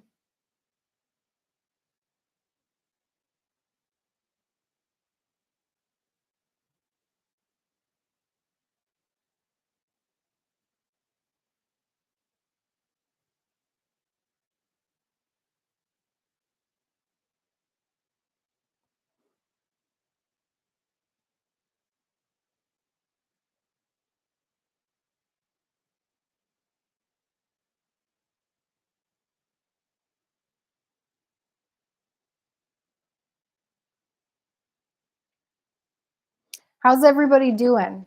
I'm doing my best to uh, undecided if I'm going to go back in the comments or not. I really apologize if I skipped over something important that you said. It's all important. Everything you said is important.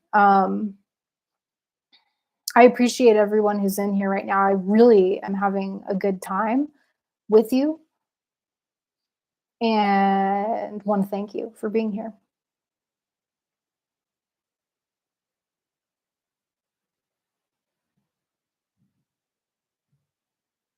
Yeah, so Gonzo says, wait, I skipped something. Douche is the noun. Okay, Gonzo says douche is the noun. What did I miss that Gonzo said that Marky's like same? I missed something. Same thing, Gonzo. Don't listen to them. I'm wondering what Gonzo's not supposed to listen to us. Is it the ordering thing? Because I mean, you could just play it safe and let her order first. And if you want to order an appetizer, make sure that she likes whatever you're ordering. And that would be, in my case, the best and safest way to go. I would prefer that. I would prefer that he let me order for myself and that he want to pick. Like, even if we don't get an appetizer, if we get French onion soup to start, but we talked about the appetizer, I think I'm overcomplicating it now. All I'm saying is that if I could pick, I'd order for myself and there would be discussion about what we're going to have.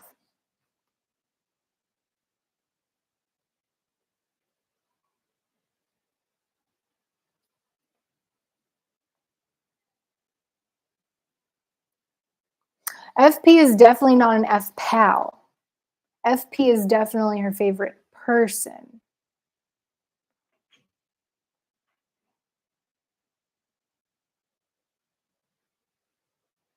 Now we're talking about salad. Megan, you're talking about like actual salad, right?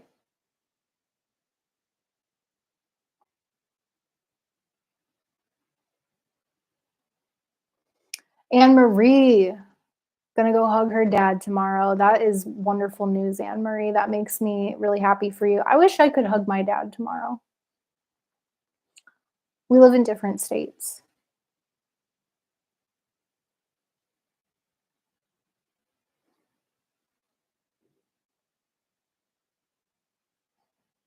Kimmy's FP takes D batteries. Hey, D's are better than lithium ion, you know?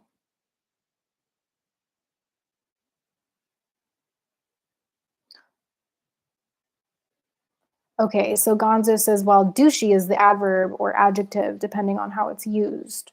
Douchey, right, douchey. But it was with an IE, and I thought to myself, what's going on here?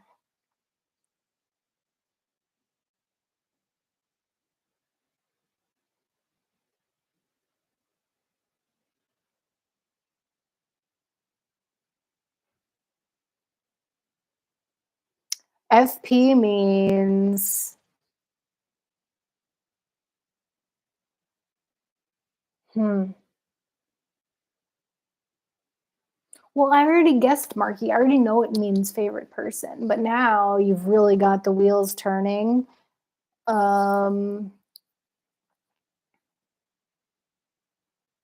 Fair play. It means fair play.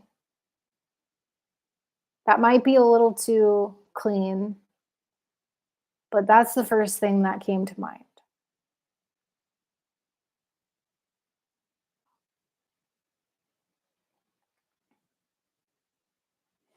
Kimmy says, y'all, I hate the FP thing. It's horrible loving people so intensely that you likely can't be in a relationship with.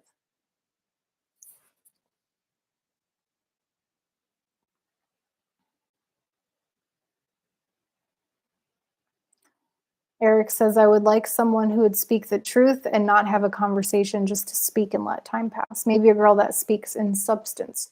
Eric, I hope the conversation here is not too shoddy for you.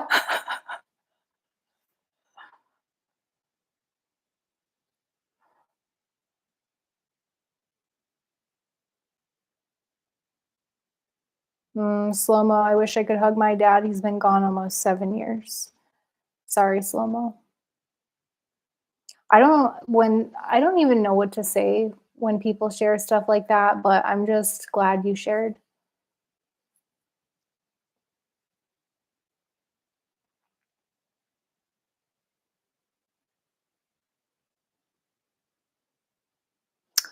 Gonzo, I'm sorry to say this, Kimmy, but you having daddy issues in the FP comment just made you 100 times hotter to me. Ooh, did I just see what I think I saw?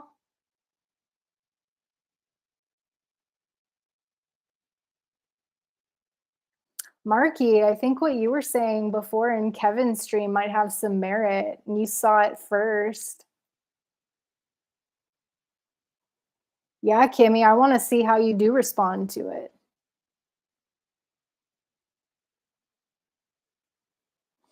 Marky, I'm so glad that you joined us tonight. If you do fall out, it was a pleasure to have you as always, and I hope you sleep well.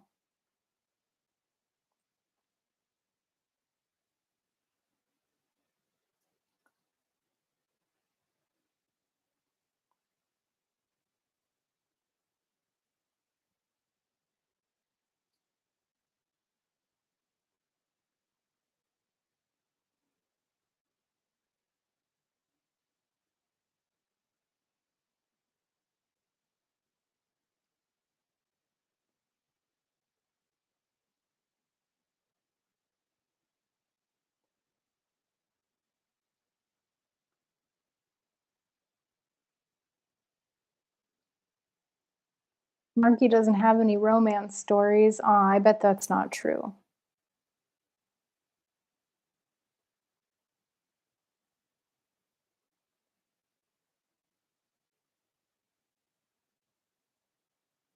Anne Marie said, I need a partnership.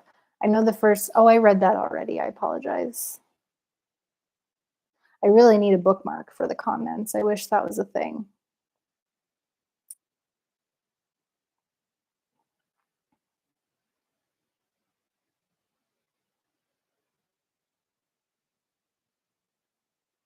Yeah, y'all are off the chain tonight. I know we're winding down here and I'll be landing the plane soon, but I'm just scrolling through the comments to see if I missed anything that really needs to be addressed. Let's face it, everything that was said tonight needs to be addressed.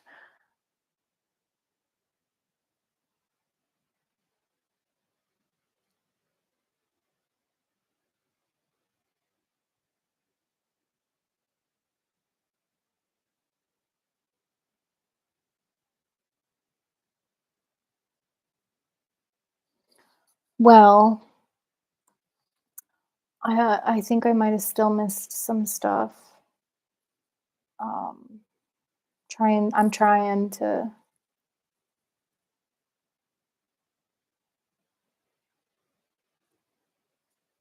It's hard for me to tell now that I've been going back and forth what I might have missed. If you're still in here and I missed something really important, please feel free to type it again in the chat so that I can get to it. If you have anything additional that you want to talk about before I kind of land the plane here, then feel free to share that. If you've got any more jokes about douches or ordering food for women, then feel free to share that too. And I did say that I would share with you my plan. So I don't want to drop the ball on that. I want to follow through with my commitment to sharing that with you. So let me wet my whistle here for a second.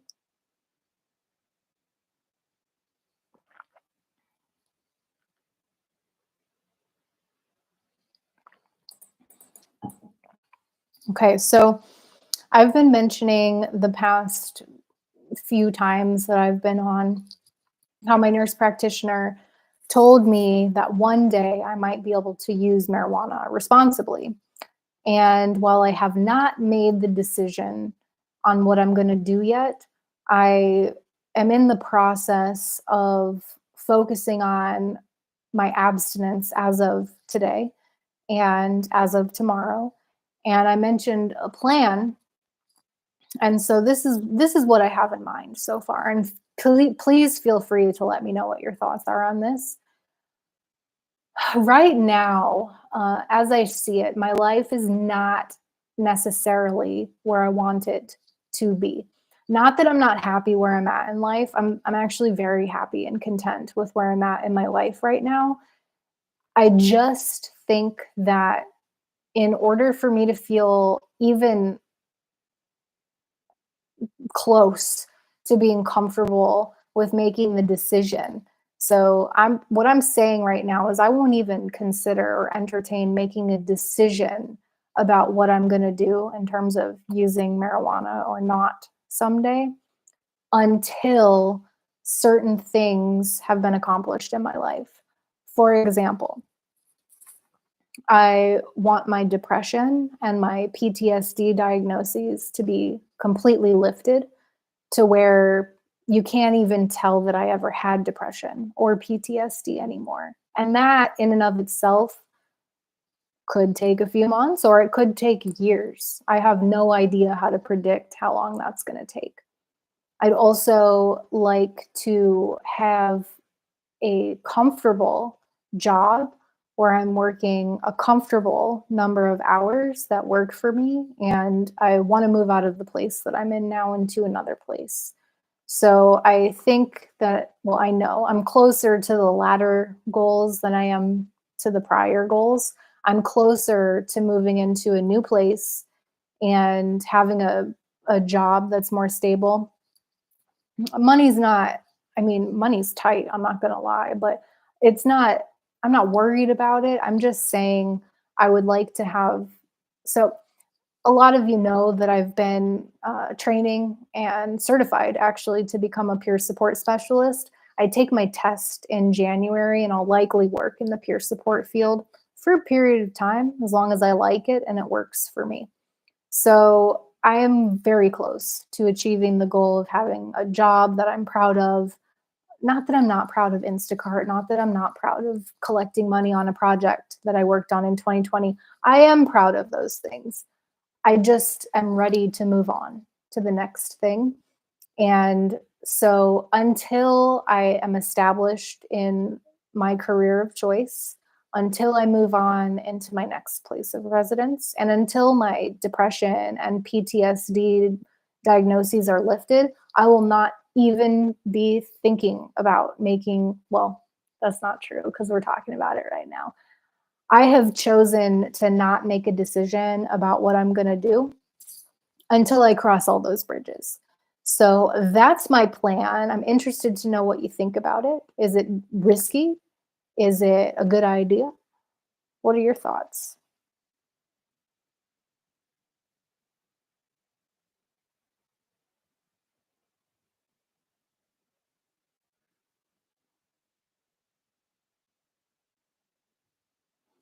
So Megan says, Tara, does the idea of using cannabis again scare you? Or personally, do you believe you have trust in yourself? Hope this question comes off gentle. Megan, I don't think you could come across as rash. I think you're always very gentle in what the words that you choose. And it does scare me. It also excites me.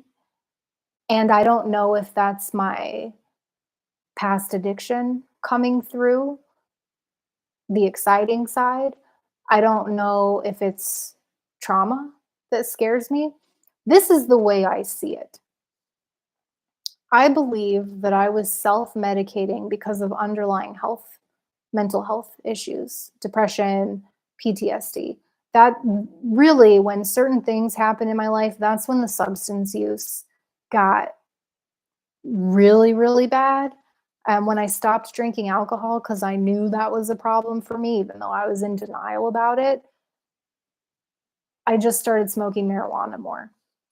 I, in retrospect, I have a hard time believing that I had a problem with marijuana and with alcohol in and of themselves. I tend to believe as I recover, now that I've got 2.5, I focused on my substance use recovery for the first 18 months and then transitioned to focusing on my mental health recovery. They're both intertwined.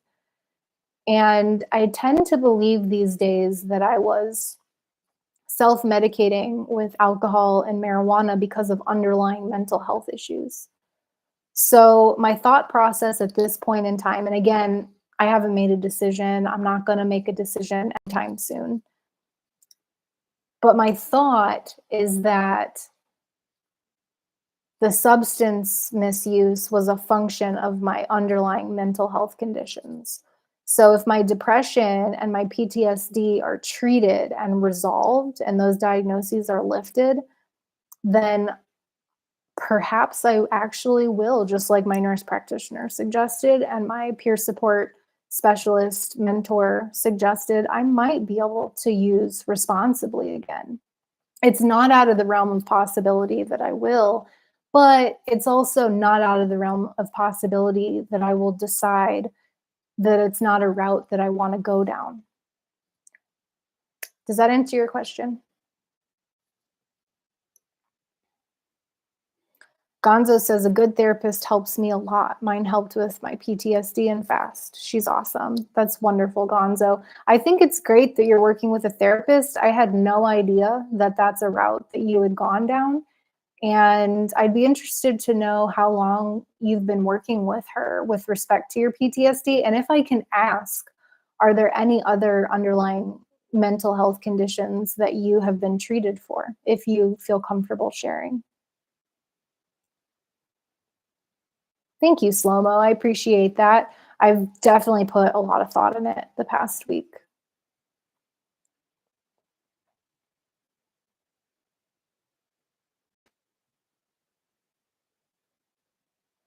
Megan says, you have a very safe aura. Hearing you talk is calming.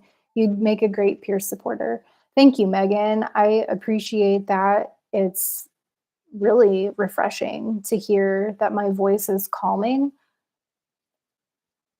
I hope that if Marky's listening to this, it's putting him to sleep nice and easy. Aw, Gonzo says you have that vibe to me, Tara. Y'all are so sweet. I so love and I'm starting to be able to not talk clearly. I was about to say, I so am loving, I was trying to say, I'm loving our interaction. I'm loving this experience along with you. And I appreciate all the feedback. It's really nice to hear that you're enjoying it.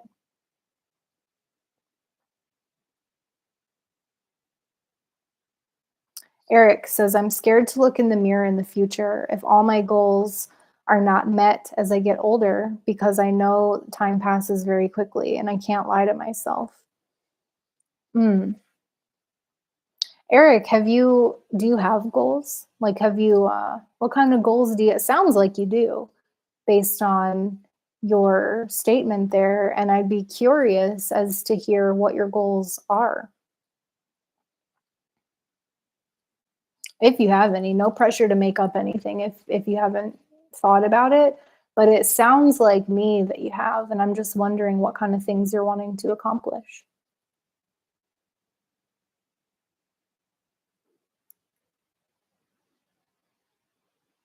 Okay, Gonzo's been with his therapist for 2 years, and the PTSD is not as severe as other soldiers, and addiction.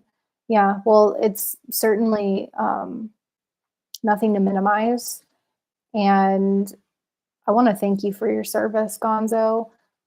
I wonder sometimes, tell me what your thoughts are. I've been wanting to ask someone that has served our country this question for a long time, but I've never thought to ask. I'm wondering if when people thank you for your service, how do you feel about that? Do you like it or is it triggering to you?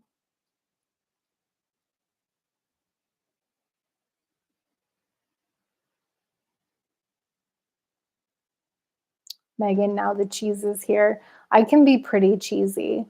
I don't mean to do it. It's just sometimes I get so caught up in the moment and the sentiment, and I really want to communicate the way that I'm feeling, which is oftentimes cheesy. I can't help it.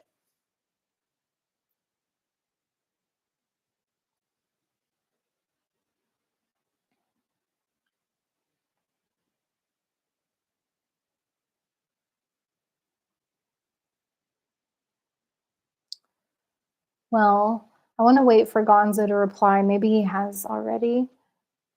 I'm really curious about that question that I just asked Gonzo, and then we'll go ahead and land the plane here and wind things down.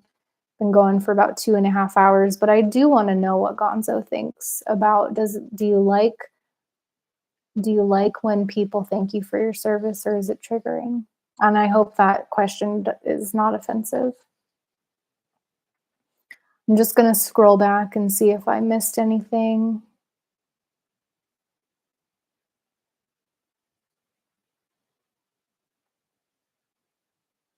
And if y'all have anything else you want to say, get out, ask before we wrap things up here, I'm definitely open to it.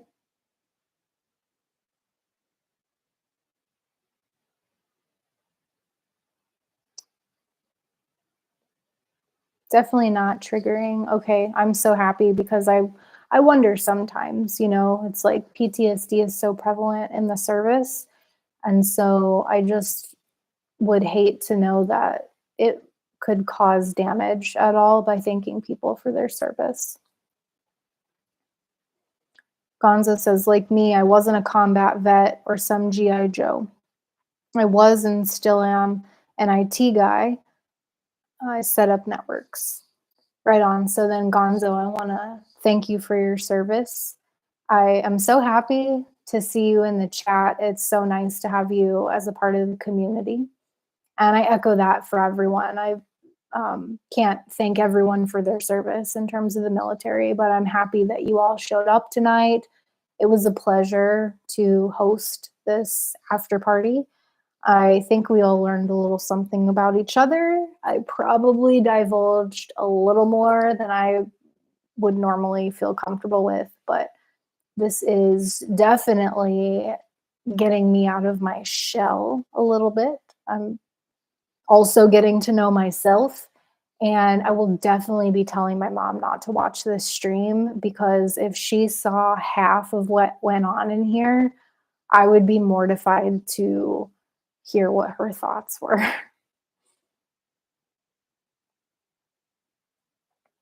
Megan, I appreciate the compliment. You are so very welcome. And yeah, thank you everyone who showed up. It was super fun. I really enjoyed myself. Gonzo has something else to say. He says, so when I'm told thank you for your service, I think, but I didn't do anything. I tried to get high the entire time. I think, Gonzo, that you may be minimizing your experience. And I want to take the word may out of it. I think you're definitely minimizing the service that you provided the country.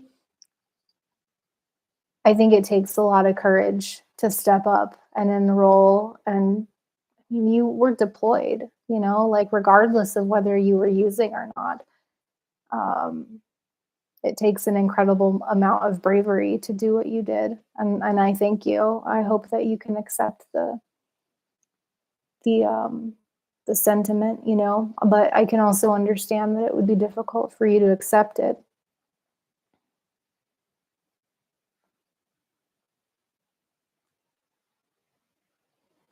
Eric, yeah, getting my realtor's license, being more content with things, being financially content, just knowing I'm doing what my potential can be. Man, isn't that what we all want? We want to just live up to our potential. I can definitely get down with that, because I feel like I've lost a lot of time. Like I could be serving people better and doing more. And I think I'm just starting to gain some traction in that area, which is a big part of why I'd be hesitant to go back to using marijuana, even recreationally, because it might just be too risky. And Megan made that point, like, am I scared? Yeah, it is scary at this point in time, because I don't want to lose the progress that I've made. And there is a chance that that could happen. So, Eric, I can relate to what you're saying in wanting to get everything to where it can be, wanting to meet your greatest potential. And I think just in pursuit of reaching your highest potential, you're on your way. And I hope the same for myself. I feel like sometimes it's easier to see things in other people than it is to see in ourselves. But I want to offer some encouragement that because you have this goal, you are capable of achieving it. I believe in you. Everyone in the chat here believes in you. And if you ever care to share more detail about what you want to achieve, then perhaps it could be helpful just getting it out there in terms of creating what you want and having other people to encourage you along the path. There's people in here who will check you. I don't know if Marky's still listening as he trails off to sleep, but he's really good at keeping people in check. And I do my best. And there's other people in here who really do want to see you succeed. So as we land the plane here and finish up this live stream, I just want to take a second to thank you again for coming. It's an honor to be able to host this Wednesday after party. I plan on being here next week at the same time, unless somebody else wants to handle the after party. I don't want to be hogging the after party streams. I'm open to sharing them. So perhaps someone else will want to stream after Kevin next week. But if nobody else calls dibs, then I'm going to plan on being your hostess next week. I'll bring the cookies, I'll bring the coffee, and we can have a good time. So without further ado, I'm going to end this. I'll stick around for a minute or so. Eventually, it kicks me out of here with the chat afterwards. But if you care to chat for a few minutes, I will be here until it kicks us out. Thank you, thank you, thank you again. Pleasure speaking with you all as always. I love you all very much, and I hope to talk with you soon.